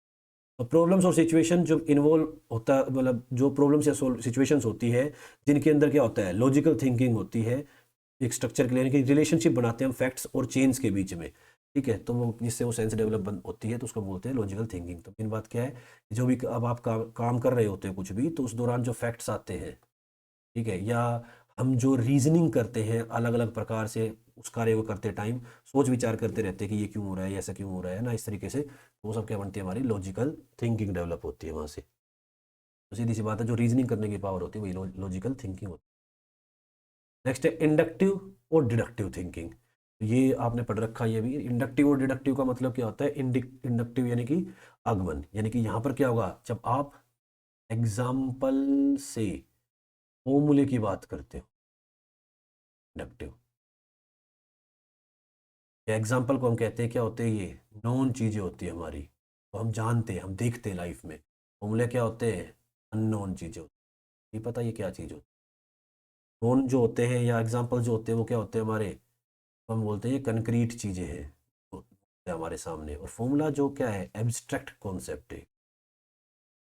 ठीक है, तो इंडक्टिव रीजनिंग क्या होती है? ये कहता है it is process is often refer to as a generalising because it essentially means that one begins with specific detail, जिसमें हम क्या करते हैं, स्टार्ट करते हैं स्पेसिफिक डिटेल या फैक्ट से और प्रोग्रेस करते हैं to a general principle of a conclusion. और क्या कर देते हैं, वहां पहुंच जाते हैं जहां पर हम क्या करते हैं, कंक्लूजन बना लेते हैं किसी प्रिंसिपल का, है ना, किसी भी सिद्धांत का एक तरीके से एक सिद्धांत तैयार कर देते हैं। और ये क्या होता है, प्रोबेबिलिटी पर आधारित होती है। ठीक है, नॉट सर्टेनिटी, यानी कि निश्चित नहीं होता, ये हमें लगता है तब हम ऐसा सोच पाते हैं। जैसे एक मान लिया आपने ट्रायंगल है, ट्रायंगल के तीनों कोणों का जोड़ कितना होता है, 180 डिग्री। अगर मैं कहूँ क्वाड्रिलेटरल है, उसके कितना होता है, तो आप कहोगे 360। मैंने कहा पेंटागन, तो इसका कितना होता है, एक आध को याद होगा, 540 डिग्री। मैंने कहा भैया हेक्सागन का कितना होगा, तो आप खुद सोचोगे कि यार इसका मुझे बताता है, इसमें कितना है 180, यहाँ कितना है 360, यहाँ 540। जीरो को हटा दूं तो ये क्या, 18 कम 18, 18 दूनी 36, 18 थी ये 54। ठीक है, तो यहाँ पर एक से गुणा हुई, यहाँ पर दो से हुई 18 की, यहाँ पर तीन से हुई। तो मतलब यहाँ तीन साइडें थी तो एक से गुणा, चार साइडें हुई तो दो से गुणा, पांच साइडें हुई तो तीन से गुणा, तो भाई छह साइडें होगी तो क्या आएगा, चार से गुणा करनी पड़ेगी। यानी कि जितनी साइड है उसमें से दो घटा दो। जब तीन साइडें थी तो एक से गुणा किया, तीन में से दो गया एक, है ना। जब चार साइडें हुई तो दो घटा दिया, तो कितना बच गया, दो। दो गुणा में 180, तो जितनी साइड होती है उसमें से दो घटा के 180 से गुणा कर दो। ये क्या बन जाता है, एक फॉर्मूला बन जाता है। ये आपने कैसे बनाया, ये ऑब्जर्वेशन के आधार पर बनाया। तो ये कहलाती है हमारी इंडक्टिव थिंकिंग। जब हम क्या करते हैं, बेसिक चीज़ों से स्टार्ट करके और क्या बना देते हैं, कंक्लूजन पर पहुंच जाते हैं, जो कि हमारी प्रोबेबिलिटी के आधार पर बना है। हमें नहीं पता वो सत्य है नहीं है, उसको वेरीफाई करना पड़ेगा। वेरीफाई करने के लिए हम फिर उसके अंदर डिडक्टिव रीजनिंग लगाएंगे या डिडक्टिव थिंकिंग लगाएंगे हम। ठीक है, तो डिडक्टिव थिंकिंग क्या आ जाएगी, अब क्लेम करती है क्या, एक logical necessary that if the premises are all true then so it is the conclusion, so is the conclusion. कि अगर मान लो आपको कोई लॉजिकली क्या है, कोई स्टेटमेंट दी है, भाई मान लो ये कहा कि ये फॉर्मूला है, आपने इसको लगा के देखा कि यार ये हर जगह अगर फिट हो रहा है तो ये क्या है, सही है ये। ठीक है, कि जो भी चीज़ दी जाती है या प्रेमिसेस दिए जाते हैं वो क्या, अगर सारे के सारे सही है तो वही कंक्लूजन बन जाएगा। तो if deductive logic is used accurately and correctly, accurate points और arguments will lead to an accurate conclusion और रिजल्ट। ये अगर मान लो आप क्या करते हो, एक्यूरेटली या करेक्टली डिडक्टिव लॉजिक लगाते हो, ठीक है, तो क्या हो जाएगा, कंक्लूजन भी एक्यूरेट ही निकलता है, वही निकलता है जो आपने मतलब जहाँ से आपने शुरू किया था उसी रूप में वो चीज़ें चलती है। तो मेनली क्या है, इंडक्टिव डिडक्टिव, इंडक्टिव का उल्टा होता है डिडक्टिव। यहाँ एग्जाम्पल से फॉर्मूला जाता है, तो डिडक्टिव में क्या आ जाएगा, फॉर्मूला टू एग्जाम्पल की तरफ जाते हैं, वेरीफाई करते हैं, अगर ये हर जगह लग रहा है तो ये सिद्धांत पक्का ही है। तो ये होते हैं डिडक्टिव रीजनिंग। चार प्रकार की देख, छः आठ प्रकार की रीजनिंग देखी। नंबर एक कन्वर्जेंट, डाइवर्जेंट, ठीक है, एब्स्ट्रैक्ट, कंक्रीट, रिफ्लेक्टिव, लॉजिकल और इंडक्टिव डिडक्टिव। कुछ क्वेश्चन हैं जो प्रीवियस ईयर पेपर में आए हुए हैं इन थिंकिंग्स के ऊपर। If all animals have four legs, अगर सभी जानवरों की चार टांगे हैं, and if A table has also has four legs, और टेबल के भी चार टांगे होती है, the table is also an animal, तो इसका मतलब टेबल भी क्या एक जानवर है। ये कौन से प्रकार की आर्ग्यूमेंट होगा, inductive, analogue, imaginary, deductive. Animals के चार पैर होते हैं, ये सच माना गया है कि भाई ये सच बात है कि एनिमल्स के चार पैर होते हैं। तो कहता है अगर टेबल के भी चार पैर है, तो इसके हिसाब से तो टेबल भी एनिमल हो गया। तो ये कौन सी रीजनिंग होती है, कौन सा लॉजिक होता है। एनालॉग में तो सिमिलरिटी चलती है, तो सिमिलरिटी तो नहीं है कि दो चीज़ें सेम चलती इस तरीके की हो। इमेजिनरी में कल्पनात्मक कुछ सोच रहा होगा इस तरह। तो इंडक्टिव डिडक्टिव बच गई। तो अगर आप ध्यान से देखोगे तो यहाँ एक फॉर्मूला दिया था कि एनिमल्स के चार पैर होते हैं ना, तो जिसके भी चार पैर होंगे वो क्या होगा, वो एक जानवर होगा। तो ये हो जाएगी आपकी डिडक्टिव रीजनिंग, क्योंकि डिडक्टिव में फॉर्मूले से हम एग्जाम्पल को वेरीफाई करने की कोशिश करते हैं। नेक्स्ट है what does divergent thinking test. Divergent thinking क्या चेक करती है, एक कन्वर्जेंट एक डाइवर्जेंट। तो मैंने बताया था कन्वर्जेंट जो होता है ना, वो किसको दिखाता है, कन्वर्जेंट होती है इंटेलिजेंसी का पर्याय, और डाइवर्जेंट जो होती है वो होती है हमारी क्रिएटिविटी का पर्याय। तो ये कह रहा है कि डाइवर्जेंट थिंकिंग किसको दिखाती है, इंटेलिजेंसी को। तो इंटेलिजेंसी को तो नहीं दिखाएगी, क्यों, इंटेलिजेंसी को दिखाने के लिए तो यहाँ क्या चाहिए था, कन्वर्जेंट थिंकिंग चाहिए थी। ठीक है, यूनिकनेस ऑफ एन इंडिविजुअल, किसी व्यक्ति की यूनिकनेस यानी कि उसकी क्रिएटिविटी जो होता है वो हो सकता है। सिंगल करेक्ट आंसर, तो सिंगल करेक्ट आंसर तो एमसीक्यू में होता है जो कि इंटेलिजेंट बच्चे देते हैं, तो ये तो कौन सी हो गई, ये तो कन्वर्जेंट हो गई। कन्वर्जेंट तो नहीं है, ये तो डाइवर्जेंट की बात कर रहा है। मेमोरी, याददाश्त, तो ये भी इंटेलिजेंसी का ही पर्याय चलता है हमारा थोड़ा सा, है ना, तो ये भी कन्वर्जेंट थिंकिंग का। तो सही आंसर है यूनिकनेस, किसी भी व्यक्ति की यूनिकनेस को मापने के लिए हम क्या करते हैं, डाइवर्जेंट थिंकिंग का टेस्ट करते हैं कि वो कितना यूनिक है ना, हटके कर रहा है, कुछ क्रिएटिव कर रहा है, तो वो डाइवर्जेंट थिंकिंग का पर्याय था। ऑल बर्ड्स हैव फीदर, सभी पक्षियों के पंख होते हैं, पीजन के भी फीदर्स है, पक्षी पीजन के भी पंख है। ठीक है, तो this type of reasoning is called, तो ये फिर से वही आ गया कि अगर मान लो सबके फीदर है तो पीजन के भी फीदर, तो क्या हो जाती है हमारी डिडक्टिव रीजनिंग हो जाती है हमारी। नेक्स्ट है, a teacher was illustrating the difference between fact and opinion through several examples. एक टीचर क्या करता है, बच्चे को बहुत प्रकार से इलस्ट्रेशन देता है, व्याख्याएं देता है, समझाता है, एग्जांपल्स दे देकर समझाता है। इसके बीच में एक फैक्ट और ओपिनियन, फैक्ट और ओपिनियन में क्या अंतर होता है, फैक्ट फैक्ट होता है, ओपिनियन कुछ कुछ लोगों के अपने अपने हो सकते हैं ना। Which teaching strategy was the teacher using, teacher कौन सी टीचिंग स्ट्रेटेजी यूज कर रहा है, डिसीजन की, डिसीजन लेने की। फैक्ट में क्या डिसीजन लेगा, इसको तो नहीं कह सकते हम ना। डीप थिंकिंग, कि भाई गहन अध्ययन की बात कर रहा है, तो भाई इलस्ट्रेट करके बता रहा है, बिल्कुल अच्छी तरीके से समझा रहा है चीज़ों को और चीज़ों को क्लियर कर रहा है, तो डीप थिंकिंग हो सकती है। डाइवर्जेंट थिंकिंग, डाइवर्जेंट में तो क्या हुआ, कोई फॉर्मूला बता रहा है, तो फॉर्मूला तो नहीं आ रहा है यहाँ पर। कन्वर्जेंट यानी कि जिसमें क्या हो रहा है, एक एग्जाम्पल से एक कंक्लूजन बनाने की कोशिश कर रहा है। ठीक है, तो हम यहाँ देखेंगे कि वो कह तो रहा है कि वो अलग अलग एग्जाम्पल से बता रहा है, ठीक है, लेकिन वो क्या करना चाह रहा है, ध्यान से देखिए, वो फैक्ट और ओपिनियन के बीच में डिफरेंस क्रिएट करना चाह रहा है, ना कि कोई आपका कोई एक जनरलाइज करके एक फॉर्मूला बनाने की कोशिश कर रहा है। वो बस ये बता रहा है कि फैक्ट और ओपिनियन में अंतर क्या होता है ना, ये आपको पहचान करवाने की कोशिश कर रहा है। तो वो क्या करा रहा है टीचर, बच्चे की डीप थिंकिंग करा रहा है, गहन चिंतन करवा रहा है कि आपको समझना होगा कि फैक्ट और ओपिनियंस में अंतर होते हैं। फैक्ट सत्य होते हैं हमेशा, और ओपिनियंस क्या होते हैं, जो व्यक्ति के एक्सपीरियंस के आधार पर बनते हैं। तो ये था डीप थिंकिंग थी भैया। नेक्स्ट है, since some grapes are purple, कि कुछ ग्रेप्स क्या होते हैं, पर्पल होते हैं, और जितने भी ग्रेप्स हैं वो सारे फ्रूट्स होते हैं, और कुछ फ्रूट्स क्या है, पर्पल है। तो इसका मतलब ये कौन से आर्ग्यूमेंट की बात कर रहा है, तो भाई जब भी ऐसी चीज़ें आ रही है तो आप देख रहे हो साफ साफ क्या होती है, ये डिडक्टिव रीजनिंग होती है हमारी। नेक्स्ट है, which of the following statement defines intuitive thinking, intuitive thinking को कौन सी स्टेटमेंट बताती है। तो अब भाई बात आ गई इंट्यूटिव थिंकिंग क्या होगी।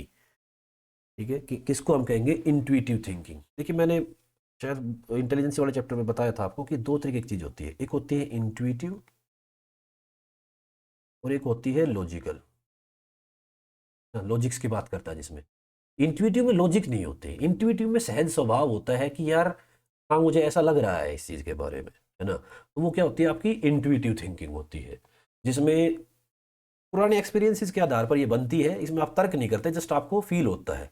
और यहाँ तर्क होता है, लॉजिक्स होते हैं, तो ये दूसरी बन जाती है। इसका भी क्वेश्चन आ जाएगा शायद। तो इंट्यूटिव थिंकिंग में कहता है कि भाई जो चीज़ सामने है उसके आधार पर क्या है, जो आप एक अपने आइडियाज निकालते हो, तो वो क्या होती है, इंट्यूटिव। देखते हैं इनमें क्या बात है इनमें। Learning by experimenting with concrete materials, concrete materials के साथ क्या करते हो, जब आप एक्सपेरिमेंट करके सीखते हो, through experiencing ideas in various concrete ways, कि सामने जो चीज़ें हैं, कंक्रीट रूप में जो चीज़ें हैं, उन्हीं के ऊपर क्या है, आपके जो एक्सपीरियंस होते हैं उनके आइडियाज़ के आधार पर क्या करते हो, जो आप सीख कर लेते हो या लर्निंग लेते हो, उसको इंट्यूटिव थिंकिंग बोलते हैं। बिल्कुल बोल सकते हैं इंट्यूटिव थिंकिंग की, जो सामने चीज़ आई है तो उसके ऊपर एक्सपेरिमेंट या उसके ऊपर आपने उसके एक्सपीरियंसेस से, है ना, जो आपको एक सेंस बन गई है आपकी, वो सब क्या है, इंट्यूटिव। दूसरा कहता है being able to reason with ideas without needing concrete material, मतलब बिना किसी कंक्रीट मटेरियल के जब आप क्या करते हो, आइडियाज़ के आधार पर ही रीजन करना शुरू कर देते हो, तर्क करना शुरू कर देते हो। तो भाई तर्क करने की बात तो किस में आएगी, इसमें लॉजिक में आएगी, है ना। ये तो ये बात हो गई, तो इसका अपोजिट हो गया ये तो समझने की बात क्या थी, सिर्फ खाली इसमें कंक्रीट वे था, इसमें क्या है, आप बिना कंक्रीट के भी एब्स्ट्रैक्ट रूप में जब करते हो तो वो लॉजिक्स के आधार पर चलते हो। ठीक है, तो इसका आंसर हो जाएगा सिर्फ और सिर्फ पहले वाला, ओनली वन, यानी कि डी। नेक्स्ट है a logic which uses non results, वो लॉजिक जिसमें आप क्या करते हो, इस्तेमाल करते हो नॉन रिजल्ट्स को, ऐसे रिजल्ट्स को जो आपको पता है, डेफिनेशंस हो सकते हैं, रिजल्ट्स हो सकते हैं, रूल्स हो सकते हैं, to inference to prove something, कि उस चीज किसी चीज को प्रूव करने के लिए ना, प्रूव करने के लिए जब आप जानी पहचानी चीज को इस्तेमाल करते हो तो प्रूव करने की कोशिश करते हो। यार मतलब क्या है, नॉन रिजल्ट्स यानी कि आपके पास पहले से ही रिजल्ट्स है और उसके आधार पर कुछ प्रूव करने की कोशिश करते हो कि हाँ ये रिजल्ट ठीक है। हम कह सकते हैं ऐसा कि यार ये क्या कर रहा है, फॉर्मूला की बात कर रहा है, फॉर्मूला है और इसको क्या कर रहे हो आप, इसको चेक कर रहे हो, है ना, प्रूव करने की कोशिश कर रहे हो कि हाँ ये ठीक ही है। तो क्या करेंगे, अलग अलग जगह अप्लाई करके देखेंगे, अलग अलग जगह अप्लाई करके देखेंगे तो चीज़ें ठीक हो जाएंगी, ठीक हो जाएंगी तो क्या हो जाएगा, वो मान्यता हो जाएगी कि हाँ भाई ये फॉर्मूला ठीक है। तो ये क्या कहलाता है, जिसमें फॉर्मूले से हम एग्जाम्पल्स की तरफ चेक करने जाते हैं, तो ये बोलाता है हमारा डिडक्टिव लॉजिक। डिडक्टिव लॉजिक का मतलब यहाँ पर फर्स्ट पार्ट हो गया, तो फर्स्ट पार्ट है तो ये ओनली वन, ठीक है, सी आंसर हो गया। नेक्स्ट है which of the following statement defines reflective thinking, तो ये इसका उल्टा हो गया यहाँ पर, जो आप बता रहा था मैं, इंट्यूटिव थिंकिंग होती है, एक दूसरी होती है रिफ्लेक्टिव थिंकिंग, ठीक है। तो रिफ्लेक्टिव थिंकिंग कब बनती है, जब हम चीज़ों का एक्सपीरियंस लेने के बाद क्या करते हैं, उसके बाद जो हमारे दिमाग में उसका जो रूप बनता है ना, वो कहते हैं हमारी रिफ्लेक्टिव थिंकिंग।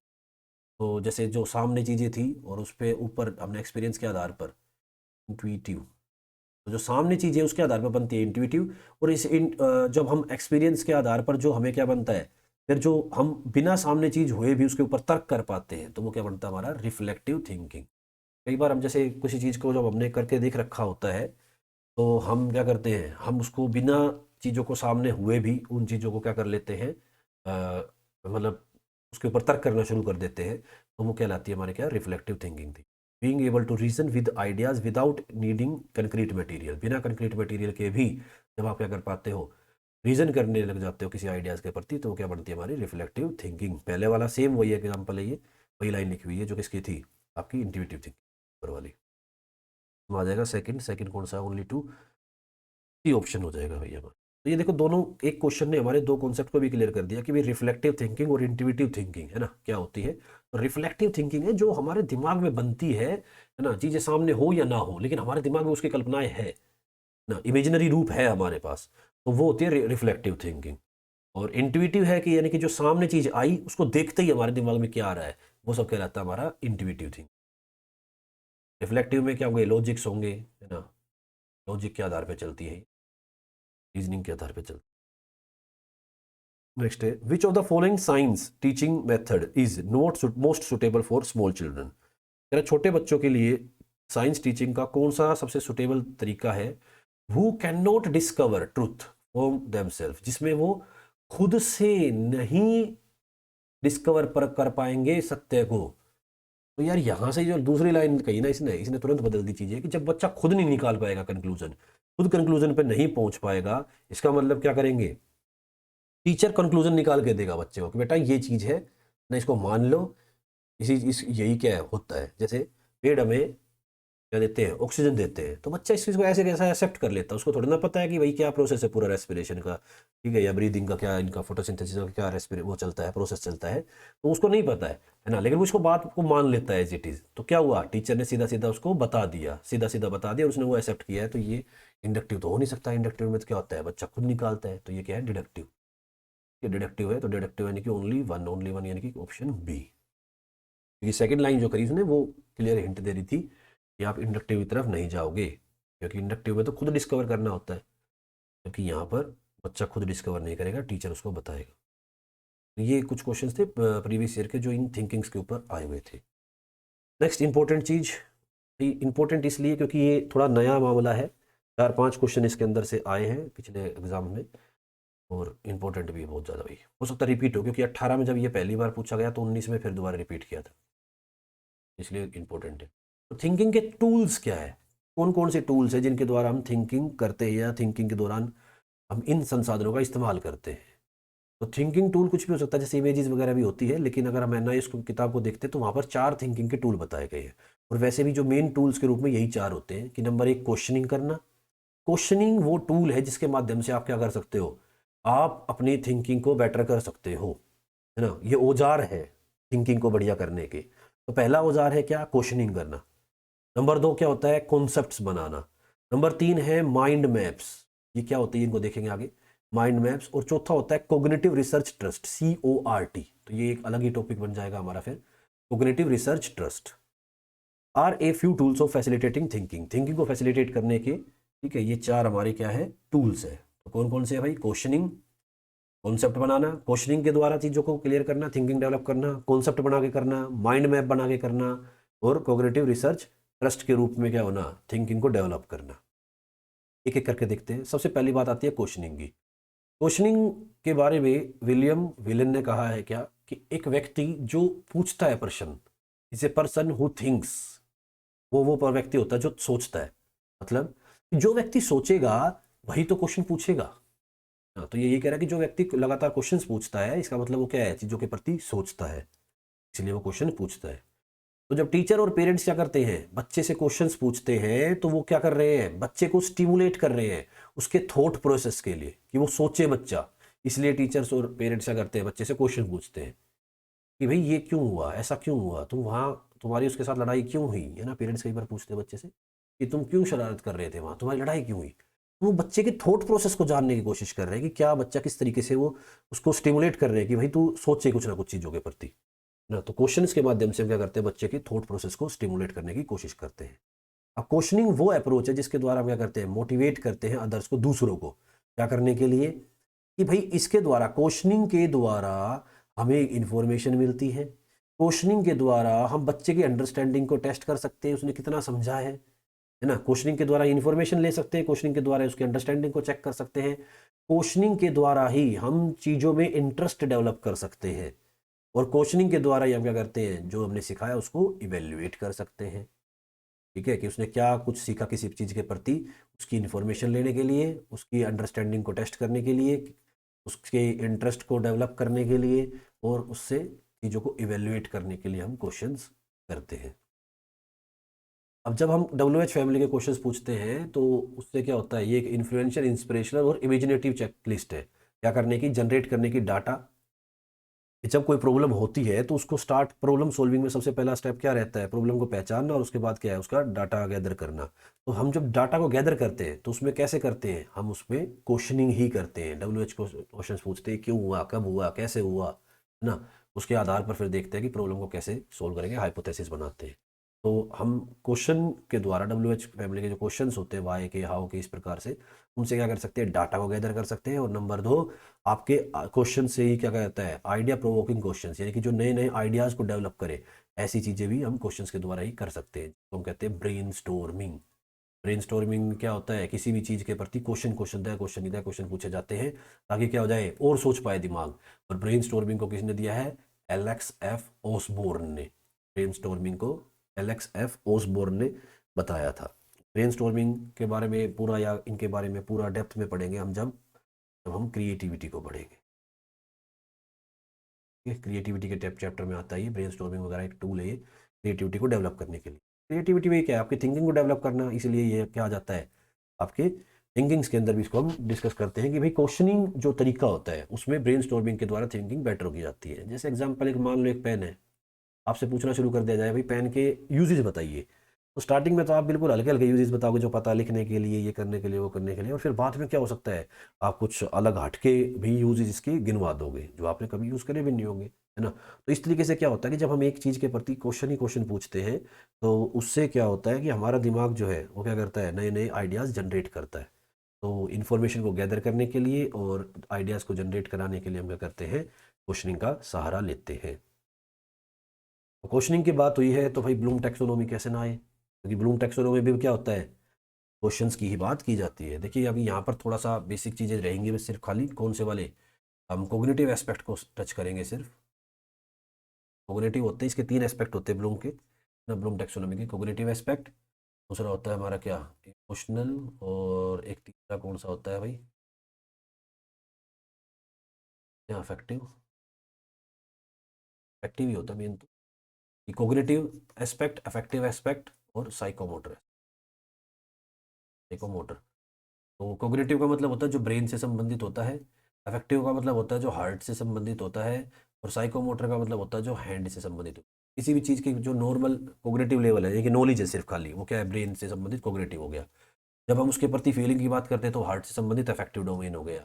और फिर जब हम उसको अप्लाई करने की बात करते हैं तो वो साइकोमोटर या हाथ से किए जाने वाले कार्य के रूप में हो जाता है, ठीक है, वो साइकोमोटर हो जाता है। ये तो सब अलग से ब्लूम टैक्सोनॉमी के चैप्टर में देखेंगे।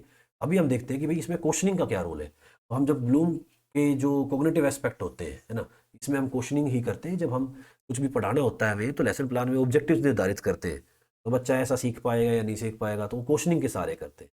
तो ब्लूम जो टैक्सोनॉमी है उसके अनुसार क्या है, अलग अलग प्रकार के क्वेश्चंस के बारे में बताया गया है। उससे क्या होता है, अलग अलग प्रकार की थिंकिंग लेवल हमें पता चलता है, जैसे नॉलेज, कॉम्प्रिहेंशन, एप्लीकेशन। अगर ये स्टार्टिंग के 3 देखते हैं, नॉलेज, कॉम्प्रिहेंशन और एप्लीकेशन, तो ये क्या होते हैं, ये मेनली कंक्रीट थिंकिंग स्किल को दिखाते हैं। नॉलेज लिया आपने, जो पढ़ाया गया वो देखा था उसको समझा, है ना, उसके द्वारा जो समझ विकसित हुई है आपकी, वो आपका कॉम्प्रिहेंशन हो गया। और उसको आप इस्तेमाल करोगे कहीं भी तो वो क्या आपका एप्लीकेशन होगा। यानी कि सब ये क्या थे, कंक्रीट थिंकिंग स्किल्स के बाद पार्ट थे। ऑप्शन हो सकता है कि चौथा एक और लगा के नीचे वालों में से एनालिसिस, सिंथेसाइज और एवेल्युएशन में से लगा के आपसे पूछ लेगी इनमें से कौन सा कंक्रीट थिंकिंग से संबंधित नहीं है ना। तो नॉलेज, कॉम्प्रिहेंशन और एप्लीकेशन ये क्या है, कंक्रीट थिंकिंग से संबंधित है। जबकि एनालिसिस करना, चीज़ों को तोड़ के समझना, सिंथेसाइज करना, इकट्ठा रूप समझना और उसको के प्रति इवेल्युएट करना, इनके लिए क्या चाहिए, एब्स्ट्रैक्ट थिंकिंग चाहिए।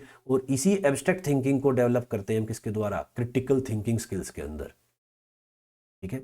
ये जो हम बच्चे के सामने जब हम इस तरीके का बच्चा तोड़ के चीज़ों को इकट्ठा कर फिर इवेल्युएट करता है ना, कि क्या उसने सीखा उस जगह से, तो वो सब निकलती है हमारे क्रिटिकल थिंकिंग स्किल्स के अंदर आ जाती है। तो पहली चीज़ तो ये हुई कि कंक्रीट थिंकिंग के लिए, यानी कि जो लो ऑर्डर चीज़ें होती है, नॉलेज, कॉम्प्रिहेंशन और अंडरस्टैंडिंग, है ना, ये क्या है हमारी, सॉरी, नॉलेज, कॉम्प्रिहेंशन या अंडरस्टैंडिंग, तो एक ही है एप्लीकेशन। ये 3 होते हैं कंक्रीट के, एनालिसिस, सिंथेसाइसिस और इवेल्युएशन ये होते हैं हमारे एब्स्ट्रैक्ट के। नेक्स्ट आता है कि नॉलेज, कॉम्प्रिहेंशन और एप्लीकेशन, ये ऐसी चीज़ होती है जो बेसिक या लोअर ऑर्डर थिंकिंग स्किल की बात करती है। जब हम कहते हैं कि हमें अगर कुछ किसी ने हमें कुछ बताया, हाँ, उसके बारे में हमें समझ आ गया, वो विकसित हो गई समझ हमारी, और हम क्या करते हैं, उसको यूज़ कर पाते हैं, तो ये क्या है, इसका मतलब हम क्या है, एक लोअर ऑर्डर थिंकिंग स्किल की बात कर रहे हैं। लेकिन अगर हम चीज़ों को फिर क्या करें, एनालाइज करना सीख जाए, सिंथेसाइज करना या इवेल्युएट करना सीखते हैं, तो वो होते हैं हमारे हाई ऑर्डर थिंकिंग स्किल्स, ठीक है। तो ये ऐसे ही कहते थे, ये भी इन्होंने ऐसे जो पिरामिड बनाया था उसमें नीचे से ही शुरू होता है, पहला स्टेप, दूसरा स्टेप, तीसरा, ऐसे ऊपर छटा जाता है, तो नीचे से ऊपर की तरफ, यानी कि ज़्यादातर लोग ऐसे ज़्यादा कर पाते हैं, इसलिए पिरामिड नीचे की तरफ चौड़ा रहता है। बहुत ही कम लोग जो है इवेलुएट करते हैं चीज़ों को, तो वो ऊपर चला जाता है, हाई ऑर्डर थिंकिंग। अब एक एक करके देख लेते हैं, थोड़ा सा आपका ब्लूम्स का ये वाला हिस्सा भी जो है कवर हो जाता है इसमें।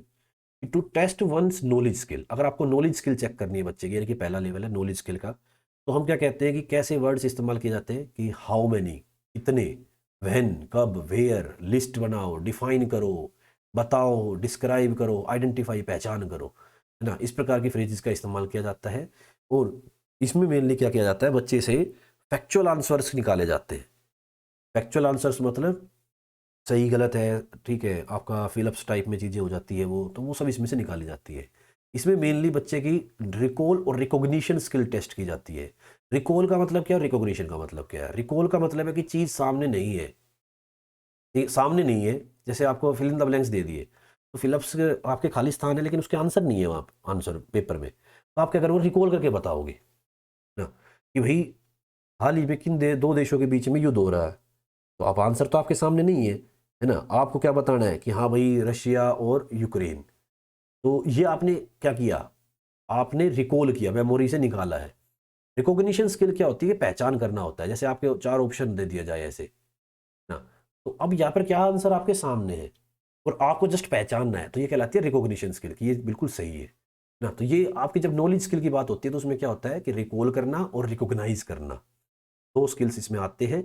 और बाकी ये हाउ मैनी या इस प्रकार के क्वेश्चन इसमें बन सकते हैं। दूसरा होता है कॉम्प्रिहेंशन स्किल। कॉम्प्रिहेंशन यानी कि समझ विकसित हो गई है, आपने जो एज इट इज, जैसे डिफाइन करना हो गया ना, किसी चीज़ को डिफाइन कीजिए, तो डिफाइन में क्या होता है कि भाई आप एज इट इज बताओगे जो आपने पढ़ा है। लेकिन अगर आप उसको एज इट इज ना करके अब उस चीज़ को क्या करते हो, अब आप एक्सप्लेन करते हो अपनी भाषा में, है ना, आप डिस्क्राइब उसको करते हो, व्याख्या करना जिसको बोलते हैं। देखिए डिस्क्राइब यहाँ भी है, यहाँ भी है, तो ये ब्लूम्स में सबसे भारी समस्या ये होती है कि कुछ वर्ड्स आगे पीछे चलते हैं, लेकिन यहाँ डिस्क्राइब का मतलब क्या है, इसको आप कह सकते हो कि जैसे डिफाइन के रूप में डिस्क्राइब करना है, कि बताइए उसने क्या कहा था, तो एज इट इज बताते हो, जब आप बिल्कुल सेम टू सेम बताते हो, तो वो क्या है, नॉलेज स्किल होती है। लेकिन कॉम्प्रिहेंशन स्किल में क्या होता है, जब आप अपनी अपने शब्दों में बताते हो चीज़ों को, जैसे कि आपने बचपन में पढ़े होंगे पोएम्स के क्या होते थे, व्याख्या करते थे हम, तो व्याख्या करने में क्या होता था, वो डिस्क्राइब अलग है ना, उसमें हम अपनी मर्जी से बताते थे कि हाँ भाई ऐसा कुछ था वहाँ पे। तो वो डिस्क्राइब करना, एक्सप्लेन करना, एस्टिमेट लगाना किसी चीज़ों का, प्रिडिक्ट करना, आइडेंटिफाई करना और डिफ्रेंशिएट करना चीज़ों को, ठीक है। तो इसमें मेनली क्यों क्यों कराई जाती है ये सारी चीज़ें। कॉम्प्रिहेंशन में क्या होता है कि बच्चे से ट्रांसलेट करवाना होता है, अपनी भाषा में इंटरप्रेट करवाना होता है, एक्सट्रापोलेट करवाना होता है चीज़ों को, ठीक है। तो ये सब कहलाता है आपका कॉम्प्रिहेंशन स्किल। इसमें knowledge as it is same, और इसमें क्या होता है, कॉम्प्रिहेंशन में क्या हो जाता है, सेम ना होकर बच्चा अपनी तरफ से ट्रांसलेट करेगा, अपनी तरफ से इंटरप्रेट करेगा, अपनी तरफ से एक्स्ट्रापोलेट करेगा चीज़, वो सारी चीज़ें हो जाती है। एप्लीकेशन स्किल क्या होती है, देखो कॉम्प्रिहेंशन में ये आप एग्जाम्पल को भी ले सकते हो कि एग्जाम्पल दे देता है बच्चा, तो देखो एग्जाम्पल बच्चा सोच पाएगा ना, उसमें ऐसा तो है नहीं कि रटा रटाया मामला है। एग्जाम्पल जब बच्चा देगा तो एग्जाम्पल में क्या होगा, बच्चा अपनी तरफ से चीज़ों को बताएगा, खुद से वो उन चीज़ों को विचार करेगा। इसमें एग्जाम्पल्स भी आ जाते हैं, हमारे एग्जाम्पल दे पाएगा बच्चा। एप्लीकेशन स्किल क्या होती है, हम उस चीज़ को खुद अप्लाई कर पाएगा, तो डेमोन्स्ट्रेट करके दिखाएगा, डेमोन्स्ट्रेट करके मतलब खुद करके दिखाएगा चीज़ों को, अप्लाई कर पाएगा, कहीं इलस्ट्रेट कर पाएगा, समझा पाएगा उस चीज़ को अच्छी तरीके से, शो कर देगा, सोल्व कर पाएगा क्वेश्चनों को, एग्जामिन कर पाएगा कि ये चीज़ बेहतर थी या नहीं थी, क्लासीफाई कर पाएगा, बांट पाएगा चीज़ों को, है ना, चीज़ों को बांटना, एक्सपेरिमेंट करना, ये सब क्या है, एप्लीकेशन स्किल के अंदर आता है, जिसमें हम क्या करते हैं, बच्चे की अप्लाई नॉलेज को देखते हैं कि अलग अलग सिचुएशन में, अनफेमिलियर सिचुएशन में क्या बच्चा उस काम को कर पाएगा। तो अगर अनफेमिलियर सिचुएशन की बात आ जाती है तो उसमें क्या होता है, हमारा एप्लीकेशन स्किल आ जाता है। यहाँ पर जस्ट नॉलेज थी, यहाँ पर हमने बिना किसी चीज़ में अप्लाई करे उससे जस्ट पूछ लिया कि भाई आप इसमें क्या समझ पाए, आप इसमें, वो तो क्या होगा, कॉम्प्रिहेंशन। एप्लीकेशन में क्या है, उसकी जांच करना कि हाँ भाई वो सच में वो काम कर पाता है नहीं कर पाता, सिचुएशन देके तब उससे निकलवाना। नेक्स्ट थी एनालाइजिंग स्किल। एनालाइजिंग स्किल का मतलब क्या होता है, चीज़ों को क्या करना है, ब्रेक करना है इन्फॉर्मेशन को हिस्सों में, क्योंकि दो मेथड होते हैं, एक एनालिसिस और एक सिंथेसाइसिस। एनालिसिस का मतलब होता है चीज़ों को क्या करना, विश्लेषण करना, हिंदी में बोलते हैं इसको विश्लेषण। विश्लेषण का मतलब होता है चीज़ों को टुकड़ों में तोड़ के समझना, और सिंथेसाइज या संश्लेषण का मतलब होता है चीज़ों को क्या करना है, कंबाइन करके एक नए पैटर्न में उसको इस्तेमाल करना। तो एनालिसिस में क्या कहते हैं कि इसमें जैसे डिफरेंस करना, चीज़ों के प्रति डिफरेंस बताना या डिफरेंस करना, अंतर क्या है इन दोनों में, तो अंतर करने के लिए तोड़ना पड़ेगा ना चीज़ों को, तो इसके कंपोनेंट्स को तोड़ना पड़ेगा कि हाँ यार इस पॉइंट पर इसमें इसमें अंतर है। तो जैसे दो फ़ोनों के बीच में आप जब क्या देखते हो कि इनमें क्या अंतर है, तो आप कैसे देखते हो, तो यार कहेंगे कि इसकी बैटरी बैकअप अच्छा है, इसका नहीं है। तो चीज़ों को तोड़ के ही तो एक एक पॉइंट को कर पाओगे ना, एक एक पॉइंट को तोड़ के ही क्या करते हो आप, एनालाइज कर पाते हो चीज़ों को।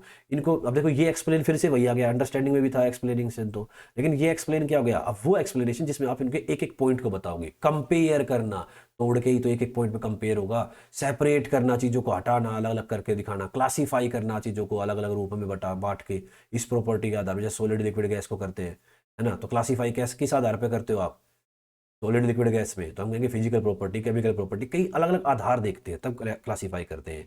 अरेंज करना चीज़ों को कि कोई ना कोई चीज़ पैरामीटर तो देखोगे, हाइट है या कुछ भी हुआ ऐसा, उसके आधार पर अरेंज करना, ठीक है। इसमें वैसे वो भी आ जाता है क्रिटिसाइज करना किसी चीज़ को, क्रिटिसाइज में का मतलब आलोचना करना, तो आलोचना भी किसी पॉइंट के आधार पर की जाती है, वो सब कुछ एनालिसिस में आ सकता है। इसमें हम तोड़ के देखेंगे चीज़ों को। सिंथेसाइजिंग स्किल्स क्या होता है, जिसमें इकट्ठा करके देखते हैं कि भाई इसको कंबाइन करके क्या बनेगा, रीअरेंज करके दिखाओ इसको, है ना, उसमें अरेंज करके दिखाओ, इसमें तोड़ के और फिर अरेंज करके दिखाओ, रीअरेंज करो, ठीक है, तोड़ो पहले फिर अरेंज करो, सब्सटीट्यूट करो इसको, इसकी जगह क्या आ सकता है, तो आप होंगे सब्सटीट्यूशन में क्या है भाई, एक चीज़ के 3-4 स्टेप होंगे ऐसे। अब उसमें क्या है, बच्चा पहले क्या करेगा, तोड़ेगा उनको, तोड़ने के बाद फिर क्या करेगा, बोला इसको हटा के इसकी जगह दूसरा लगाना है, तो ये क्या हो गया, सब्सटीट्यूट क्या है इसका पूरा ना, क्रिएट करना, कुछ नई चीज़ बना देना, डिज़ाइन करना कुछ नया, इन्वेंट कर देना कुछ। देखिए ब्लूम टैक्सोनॉमी जब पढ़ेगा तो पुराने हिसाब से भी तो सिंथेसाइज में थी ये चीज़ें, लेकिन अगर हम नया पैटर्न देखते हैं कि नई जो है वो देखेंगे जब, उसमें पता चलता है कि क्रिएट करना, डिज़ाइन करना, इन्वेंट करना, ये एक और नया 7वां पैरामीटर कह सकते हैं हम, या एक को हटा के इसमें एक नया पैरामीटर लाया गया था क्रिएट करने का, जिसमें कुछ नई चीज़ हम बना देते हैं, खुद से ही नया बना देते हैं, तो उसमें भी आ सकती है। तो सिंथेसाइज करना कह सकते हैं या क्रिएट करना कह सकते हैं, वो लगभग एक ही चीज़ है कि क्रिएट करना किसी चीज़ को या सिंथेसाइज करना। नेक्स्ट है इवेल्युएशन स्किल। इवेल्युएशन स्किल्स में क्या आता है हमारा कि जब हम क्या करते हैं, चीज़ों को असेस करते हैं, जांच करते हैं चीज़ों की, है ना, डिसाइड करते हैं कि ये करना है या ये करना है, दो चीज़ों के बीच में, है ना, इवेलुएट करते हैं कि ये बेहतर है या ये बेहतर है, तो उसके आधार पर डिसाइड करना, मेजर करना चीज़ों को इवेलुएट करते हुए, कि एक तो होता है अप्लाई में मेजर कर रहे थे आप, अप्लाई में तो क्या चीज़ों को माप के देख लिया, और यहाँ क्या करते हो किस हद तक की कोई चीज़ बेहतर है ना, तो वो मेजरमेंट आता है। सेलेक्ट करना किसी चीज़ को, तो फिर सेलेक्ट करने के लिए क्या हुआ, दो से चार पांच चीज़ें होंगी, उनमें से किसी एक को क्या करना है, उसका इवेल्युएशन करने के बाद ही तो सेलेक्ट करोगे। एक्सप्लेन करना, यहाँ फिर से वही देखो एक ही चीज़ कई जगह आई है, तो आपको ये समझना पड़ेगा कि यार क्वेश्चन में किस चीज़ की डिमांड है। इस खाली एक्सप्लेन वर्ड को ना देख के, आंसर ना देके, उसकी सेंस को देखना होगा कि वो कहाँ पर सेलेक्ट कर रहा है या कुछ डिसाइड कर रहा है, उसको एक्सप्लेनेशन दे रहा है, तो वो यहाँ पर इवेल्युएशन में आता है। कंक्लूड करना अपना आप ही क्या होता है, रिजल्ट देने का बड़ा वो होता है लास्ट में, है ना, तो कंक्लूजन भी क्या होता है, इवेल्युएशन का ही काम है। कंपेयर करना, अब आप कहोगे कंपेयर यहाँ भी कर रहा है और कंपेयर यहाँ भी कर रहा है ना, तो यहाँ क्या था, चीज़ों को तोड़ के कंपेयर करने की बात थी, और यहाँ कंपेरिजन किसके आधार पर है, निर्णय लेने में कंपेरिजन किया है, कंपेयर करके जब आप डिसीजन ले रहे हो। समराइज करना किसी चीज़ों को, ठीक है, पूरा इवेल्युएट करके उसको एक हिसाब में बताना कि भाई कुल मिला के ये फ़ोन मुझे ज़्यादा बेहतर लगा था, है ना, तो वो एक डिसीजन के रूप में समराइज करना होता है, वो भी इवेल्युएशन की आ जाता है। तो इसमें मेनली क्या रहता है कि हम क्या करते हैं, जजमेंट्स करते हैं एक सेट ऑफ क्राइटेरिया के आधार पर, कि भाई जो जो क्वालिटीज़ चाहिए थी उसके आधार पर क्या करते हैं, एक जजमेंट लेके आते हैं, अपना एक रिजल्ट देते हैं, तो वो होता है हमारा इवेल्युएशंस की। तो ये थी हमारी क्या क्वेश्चनिंग स्किल, हमने शुरू की थी ये। अगर आपने देखा हो कि टूल्स पढ़े थे हमने, तो पहला था हमारा क्वेश्चनिंग, तो क्वेश्चनिंग में हमने कंप्लीट कर दिया है कि क्वेश्चनिंग में हमने देखा कि भी कैसे ब्रेनस्टॉर्मिंग या डाटा गैदरिंग वगैरह जो है वो कर सकते हैं, और फिर ब्लूम टैक्सोनॉमी हमने इसमें डिस्कस कर ली। नेक्स्ट देखते हैं हम कॉन्सेप्ट। कॉन्सेप्ट्स क्या होते हैं, तो आपको नॉलेज है कि हम जब क्या करते हैं, किसी चीज़ के आधार पर कुछ अपनी मतलब संप्रत्य कुछ एक क्या कहते हैं उसको यार, जनरलाइज करने के बाद जो चीज़ बनती है हमारी, वो क्या बनती है, हमारे कॉन्सेप्ट बनते हैं। तो concepts are general ideas, concepts क्या होते हैं, जनरल आइडियाज होते हैं that we use to identify and organise our experience, कि अपने एक्सपीरियंसेस को जब हम क्या करते हैं, आइडेंटिफाई या ऑर्गेनाइज करते हैं, एक पूरा रूप लेके, एक इकट्ठा रूप लेके जो हम एक जनरल आइडिया क्रिएट कर लेते हैं, उसको हम बोल देते हैं हमारे कॉन्सेप्ट्स। तो दूसरे शब्दों में हम कह सकते हैं, जैसे एक लैंग्वेज के लिए क्या होती है, वोकेबलरी, उसके वर्ड्स होते हैं, भाषा के लिए उसके शब्द ही उसकी क्या होती है, वोकेबलरी होती है। ऐसे ही हमारे थॉट्स के लिए, कि हम क्या किस प्रकार की हम थिंकिंग करते हैं, कैसे थॉट्स रखते हैं, उसकी वोकेबलरी हमारे कॉन्सेप्ट ही होते हैं। कि जैसे हमारे कॉन्सेप्ट होते हैं उसी आधार पर हमारे थॉट डेवलप होते हैं। एरिस्टोटल कहते हैं कि इंटेलिजेंट व्यक्ति जो है वो क्या होता है, मास्टर ऑफ कॉन्सेप्ट्स होता है ना, कि एक इंटेलिजेंट व्यक्ति वो है जो क्या हुआ, जिसके पास मतलब मास्टर है वो कॉन्सेप्ट्स का, उसके कॉन्सेप्ट्स बिल्कुल क्लियर है, तो वही क्या होता है, इंटेलिजेंट होता है। इसलिए वो सटीक आंसर देता है कि अपने हिसाब से कि ये चीज़ सही है तो सही है, क्योंकि उस कॉन्सेप्ट जो है वो बिल्कुल उसके थॉट पैटर्न जो है उसके हिसाब से सेट है बिल्कुल। अब जब हम कॉन्सेप्ट्स के स्ट्रक्चर की बात करते हैं, किस एक कॉन्सेप्ट बनने में क्या क्या स्ट्रक्चर्स होते हैं, उसमें तीन स्ट्रक्चर की बात आती है। पहली आती है साइन या वर्ड या सिंबल कह सकते हो, ये क्या होता है, ये नाम होता है उस कॉन्सेप्ट का। तो किसी भी कॉन्सेप्ट का जो नाम होता है वो क्या रहेगा, वो उसका ये साइन या वर्ड या सिंबल कह सकते हैं, है ना। जैसे आपने न्यूटन के लॉज पढ़ रखे हैं या लर्निंग के लॉज पढ़ रखे हैं, तो वो सब क्या है आपके, न्यूटन्स 3 लॉज ऑफ मोशन है, इस तरीके से वो क्या नाम है ना, वो तो वो नाम क्या है आपका, साइन वर्ड या सिंबल। यानी कि ये जो एक आइडेंटिटी सी होती है, एक प्रकार से आइडेंटिटी होती है उस कंसेप्ट की, जिसको हम नाम के द्वारा दे सकते हैं या सिंबल के द्वारा दे सकते हैं या साइन के द्वारा दे सकते हैं। दूसरी चीज़ आती है उसके रेफरेंस। रेफरेंस क्या होते हैं, उस कॉन्सेप्ट के एग्जाम्पल। तो पहला तो उसका नाम, फिर उसके एग्जाम्पल, और फिर आती है उसकी प्रॉपर्टीज। प्रॉपर्टीज मतलब कि वो जो कॉन्सेप्ट है ना, वो किस तरीके की क्वालिटी हर एग्जाम्पल में आपको देखने को मिलेगी। जो वो क्वालिटी होगी हर एग्जाम्पल में, वो उसकी प्रॉपर्टी कहलाती है। मतलब कॉन्सेप्ट का नाम होगा, बिल्कुल सही बात है, नाम, फिर उसके एग्जाम्पल रेफरेंस, और हर एग्जाम्पल में जो देखने को मिलता है वो क्या, उसकी प्रॉपर्टीज हो जाती है। तो इन तीनों चीज़ों से मिलकर क्या बोलता है, आपका एक कॉन्सेप्ट तैयार होता है। तो ये उसके स्ट्रक्चर थे। कहता है concept information happens through, concept information जो कॉन्सेप्ट का जो फॉर्मेशन होता है उसके अंदर क्या होता है, एक इंटरएक्टिव प्रोसेस होता है, वो इंटरप्रेटिंग का और जनरलाइजिंग का। ठीक है, इंटरप्रेट का मतलब क्या होता है, इंटरप्रेट करना किसी चीज को, यानी कि आप उसके एग्जाम्पल्स देना उस कॉन्सेप्ट के, कि कैसे कैसे आप एग्जाम्पल्स ढूंढ पाओगे उस चीज के, तो वो होता है इंटरप्रेट करना, है ना। टीचिंग में भी हम क्या करते हैं, बच्चों को इलस्ट्रेट करके बताते हैं, एग्जाम्पल दे दे के बताते हैं चीजों के, तो वो जो इलस्ट्रेशन करते हैं वही क्या हमारा इंटरप्रेटिंग हो जाता है। और दूसरा होता है जनरलाइजिंग करना। जनरलाइजिंग का मतलब क्या होता है, फोकस करना कॉमन प्रॉपर्टीज के ऊपर, कि जो हर एग्जाम्पल में या ग्रुप ऑफ थिंग्स में जो कॉमन प्रॉपर्टीज होती है वही कहलाती है क्या, जनरलाइजेशन। ना, जनरलाइज करके कि हाँ भाई ये चीज़ें इनमें दिखेंगी ही दिखेंगी। तो कॉन्सेप्ट में हमने देखा क्या चीज़ें आई। तो कॉन्सेप्ट क्या थे, हमारे थॉट्स की वोकेबुलरी होते हैं कॉन्सेप्ट हमारे। इसके अंदर क्या होता है कि तीन चीज़ें होती है, हमारा नाम उस कॉन्सेप्ट का, तो वो साइन वर्ड या सिंबल कह सकते हैं, ठीक है। उसके एग्जाम्पल्स हमारे रेफरेंस होते हैं, और उस एग्जाम्पल में जो क्या होती है, जो सेम क्वालिटीज़ दिखती है, तो वो सब क्या होती है, हमारी प्रॉपर्टीज़। और ऐसे ही दो वर्ड और देखे, इंटरप्रेट करना और जनरलाइजिंग करना। इंटरप्रेट का मतलब क्या है, इंटरप्रेट को आप सीधा सीधा देख सकते हो रेफरेंट के रूप में कि एग्जाम्पल्स होते हैं ये, ठीक है, उस कॉन्सेप्ट के। और जनरलाइजिंग का मतलब क्या है कि वो प्रॉपर्टी जो उसमें दिख रही है, हर एक में वो जो प्रॉपर्टी दिख रही है वही क्या हमारी जनरलाइजिंग था। तो ये देखा कॉन्सेप्ट क्या चीज़ होती है। तो थिंकिंग में कॉन्सेप्ट का रोल है ना, एक टूल है इसका थिंकिंग का, क्या, कॉन्सेप्ट। क्वेश्चनिंग के द्वारा बेहतर होती है हमारी थिंकिंग, बेहतर बेहतर कॉन्सेप्ट बनते हैं जब हमारे नॉलेज के द्वारा, है ना, तो भी हमारी थिंकिंग डेवलप होती है। नेक्स्ट है माइंड मैप्स या कॉन्सेप्ट मैप। तो ये इसको दिया था जोसेफ डी नोवाक ने 1970s के अंदर, है ना। नोवाक ने दिए रखा आपका कॉन्सेप्ट मैप या माइंड मैप, ठीक है। अब ये इसमें क्या कहते हैं कि भाई जब हम विजुअल प्रेजेंटेशन करते हैं किसी भी कॉन्सेप्ट की, कि कोई भी कॉन्सेप्ट होते हैं जो एक दूसरे से कनेक्टेड होते हैं, उनको जब हम एक पिक्चर के रूप में या एक पेज के ऊपर उतार देते हैं, विजुअल प्रेजेंटेशन दे देते हैं, तो उसको क्या देते हैं, हमारा माइंड मैप या कॉन्सेप्ट मैप। इसको आप बेहतर समझोगे जब, जैसे मान लो आपको मैं एग्जांपल यार देखते हैं कि मान लो आपने जैसे थ्योरीज पढ़ रखी है ना, तो आप देखते हो कि यार लर्निंग की थ्योरीज मैंने पढ़ी, लर्निंग का चैप्टर पढ़ा, तो लर्निंग के चैप्टर में आपने बहुत सारी चीज़ें पढ़ी होगी। जैसे लर्निंग के कर्व्स पढ़े आपने, लर्निंग की प्रॉपर्टीज़ पढ़ी कि भाई किसको हम लर्निंग कहते हैं ना, प्रॉपर्टीज़ में क्या होता है, तो हम कह, अरे, प्रॉपर्टीज़ में या हम कह सकते हैं उसके जो कैरेक्टर्स होते हैं लर्निंग के ना, कैरेक्टर्स कह सकते हो। तो हम देखते हैं लाइफ लॉन्ग प्रोसेस है ना, ट्रेनिंग के द्वारा ही होती है लर्निंग, ठीक है, जिसमें गोल डायरेक्टेड होती है लर्निंग वगैरह वगैरह, वो सब क्या उसके कैरेक्टर हो गए। तो हमने वो सारे के सारे इधर उधर ऐसे फैला के लिख दिए। तो एक मेन हेडिंग थी, सबसे पहले क्या लिखते हैं, टॉपिक लिखते हैं सेंटर में, फिर उसकी सब हेडिंग्स लिखते हैं। सब हेडिंग्स क्या हुई कि भाई लर्निंग के कर्व कौन कौन से होते हैं, तीन चार कर्व होते हैं उसके, है ना, पॉजिटिव नेगेटिव है और भाई स्ट्रेट कर्व वगैरह वगैरह ऐसा आकार का है। लर्निंग के कैरेक्टर्स हो गए, तो ये हमने इधर लिख दिए। तो ये पहली हेडिंग थी, ये दूसरी हेडिंग थी। ऐसे ही क्या कर सकते हैं लर्निंग की, भाई हम क्या कहते हैं कि इसकी लर्निंग के ट्रांसफ़र या टाइप्स जो होते हैं हमारे लर्निंग के, हम ट्रांसफ़र कह सकते हैं कि जैसे पॉजिटिव होता है, नेगेटिव होता है, या जीरो ट्रांसफ़र ऑफ लर्निंग होता है, ये ट्रांसफ़र हो गया। फिर इसकी थ्योरीज हमने उठाई, थ्योरीज में भी कौन सी होती है, भाई बिहेवियरिस्टों की अलग थ्योरी है ना, आपने देखा। इसके बाद आपकी बिहेवियरिस्ट हो जाती है, जैसे कि कौन कौन, थोंडाइक है, पावलोव है, ट्रेनर है। फिर उसके बाद इनसाइट थ्योरीज होती है। इनसाइट में जब हम देखते हैं तो हम देखते हैं कि इनसाइट में कौन आ जाते हैं, कोलर को खबरदाई मारा जाता है।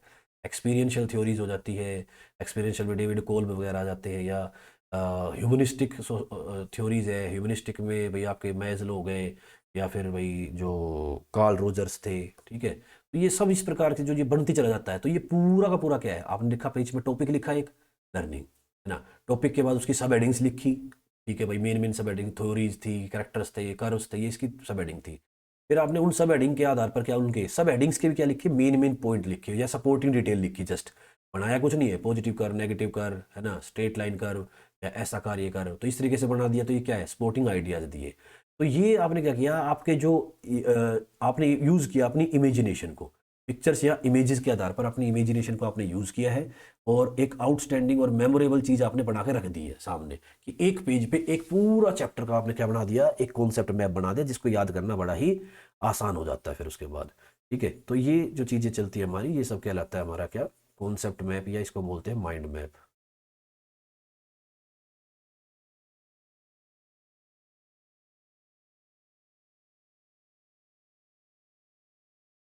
ठीक है, अब इसमें आगे देखते हैं कि और क्या क्या चीज़ें इसके अंदर हमारी चलती है। तो हमने देखा है कि जब हम विजुअल प्रेजेंटेशन करते हैं,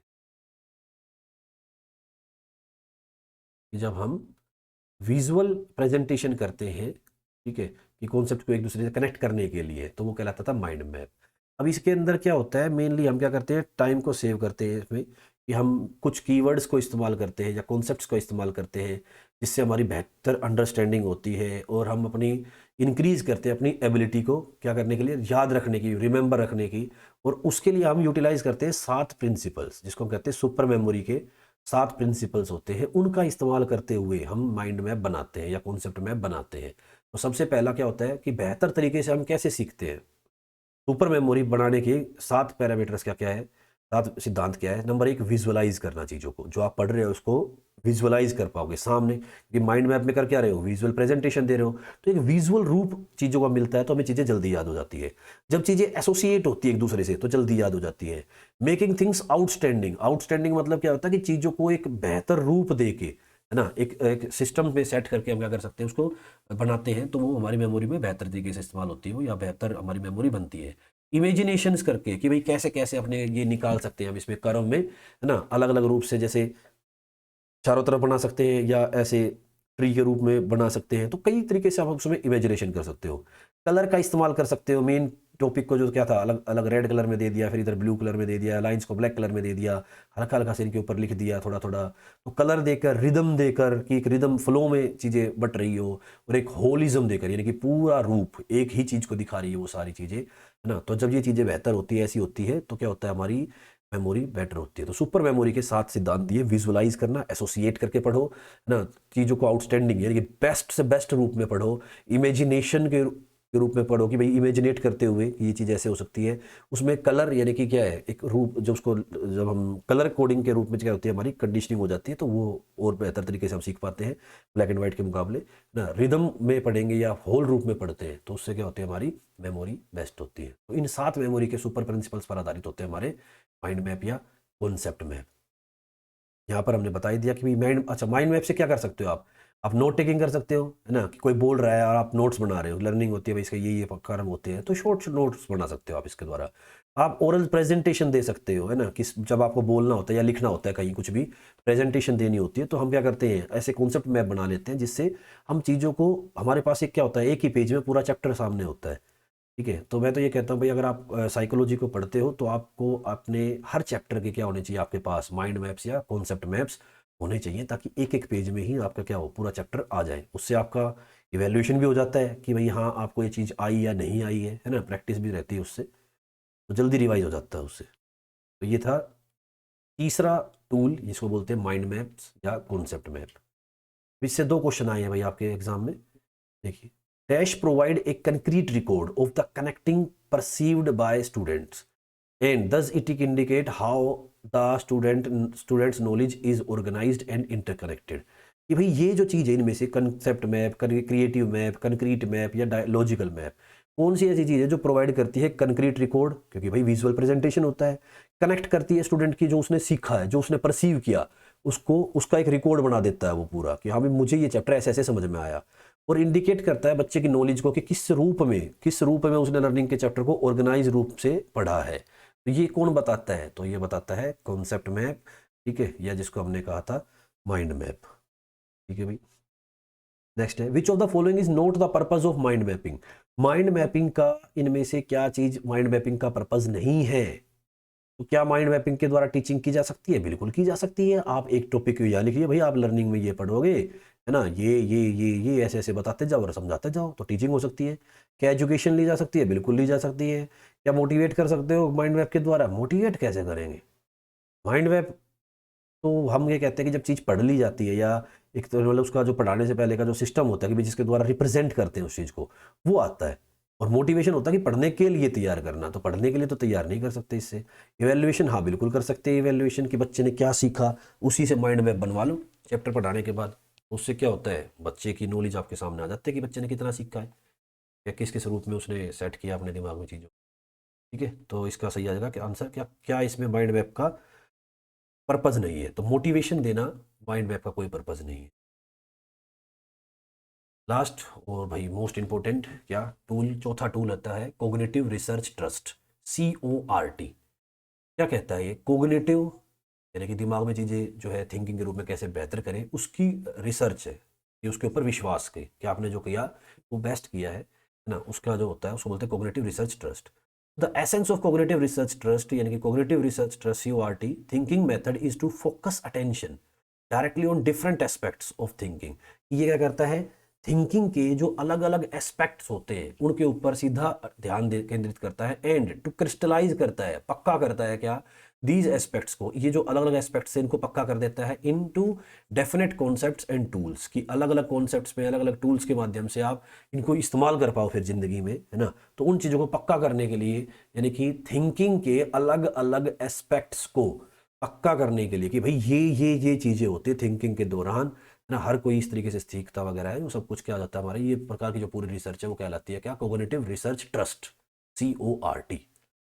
और ये क्या करता है बच्चे को, ये जो डिज़ाइन होता है CORT, ये एनकरेज करता है स्टूडेंट को ब्रोडन देयर थिंकिंग, उसकी थिंकिंग को ब्रॉड कर देता है ना, विस्तृत रूप प्रदान करता है बच्चे की थिंकिंग को, CORT। अब इसके कुछ टूल्स है CORT के अंदर, ये कहते हैं कि भाई थिंकिंग के कुछ टूल है, आप इन टूल्स का इस्तेमाल कीजिए तो आपकी थिंकिंग बहुत बेहतर होती है, क्योंकि इसमें क्रॉस चेकिंग चलती रहती है। तो कौन कौन से टूल्स है, पहले तो आपको इनका नाम पता होने चाहिए फुल फॉर्म के साथ। C&S का मतलब है consequences and sequel, AGO aims goals objectives, OPV other persons views, दूसरे व्यक्ति के विचार जो होते हैं, APC alternative possibilities choices, PMI plus minus interesting, FIP first important priorities, CAF consider all factors.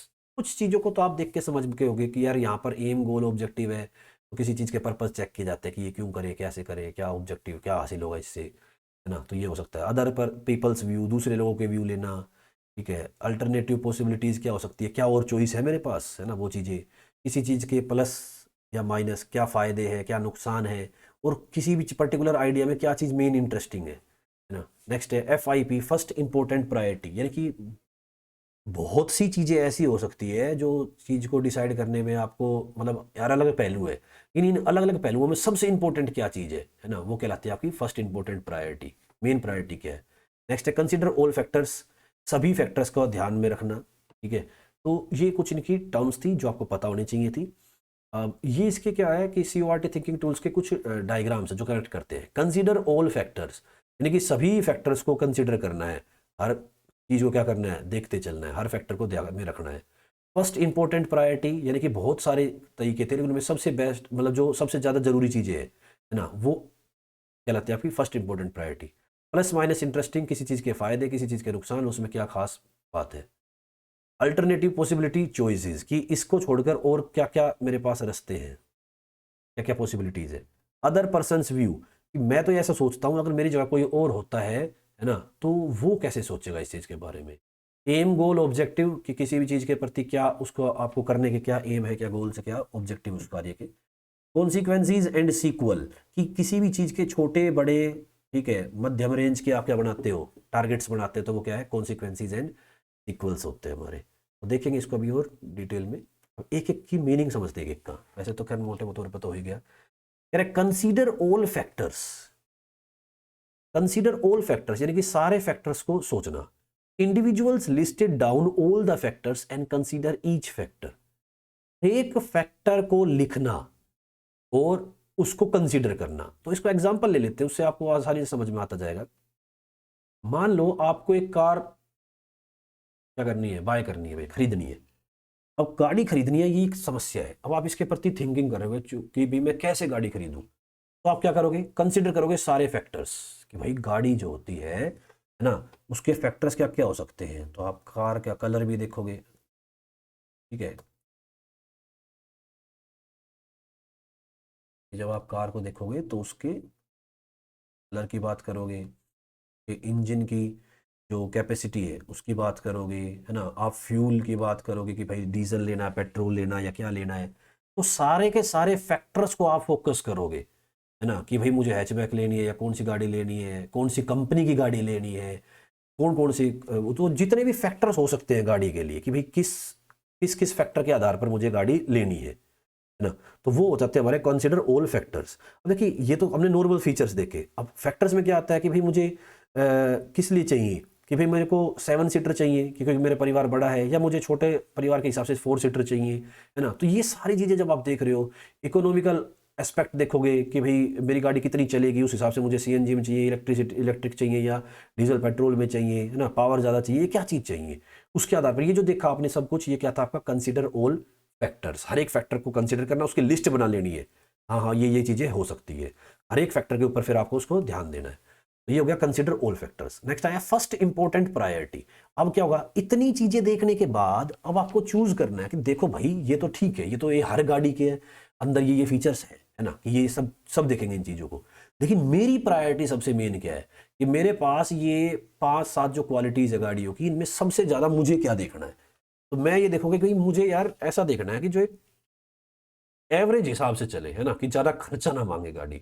तो मैं एक तो देख रहा हूँ कि भाई इकोनॉमिकल आधार कोशिश करूँगा गाड़ी में देखने की, है ना, यानी कि माइलेज वगैरह उसकी देखने की कोशिश करूँगा, फ्यूल ठीक चले वो देखने की जो कोशिश करूँगा।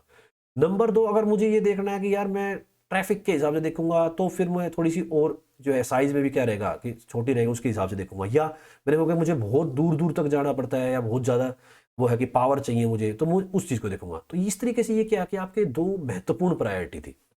या आप ये समझते हो कि जैसे इकोनॉमिकल है और भाई परिवार भी पूरा एक साथ जाए तो 7 सीटर चाहिए, तो ये दो चीज़ के साथ मैं कॉम्प्रोमाइज़ नहीं करूंगा भाई, ये जो दोनों चीज़ें चाहिएगी, है ना।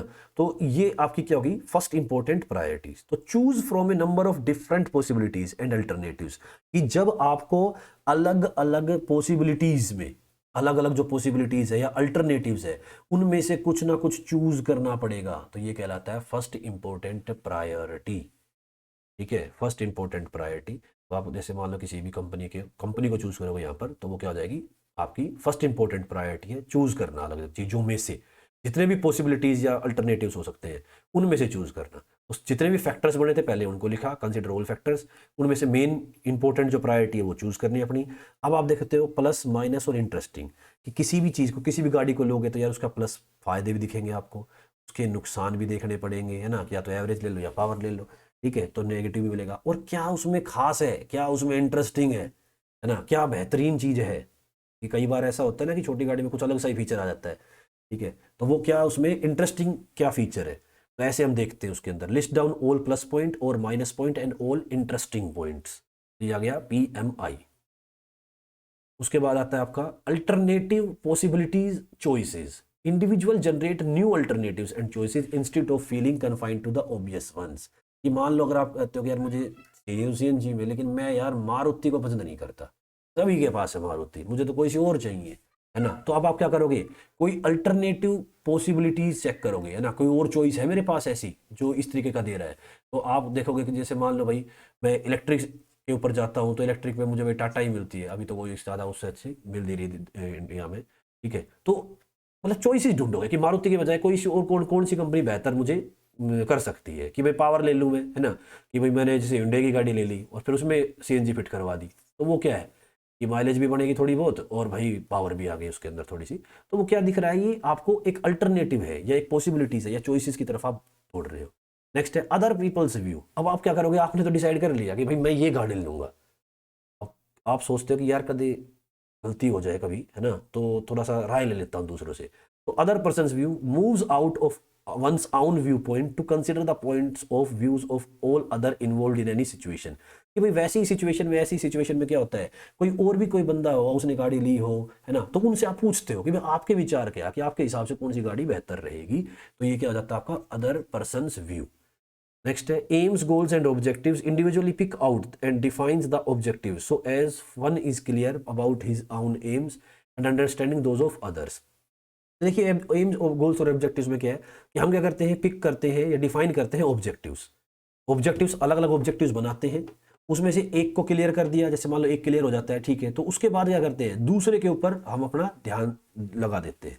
तो किसी भी चीज़ को करते टाइम हम क्या करते हैं, अपने एम गोल्स और ऑब्जेक्टिव्स को ध्यान रखते हैं कि यार अगर मुझे गाड़ी लेनी है, ठीक है मैं गाड़ी तो लूंगा, लेकिन उसका खर्चा कितना रखूं, है ना, क्यों, क्योंकि गाड़ी मान लो चलो एक है, दूसरा घर बनाना है ना, तीसरा एजुकेशन का काम है घर में कुछ बच्चों की।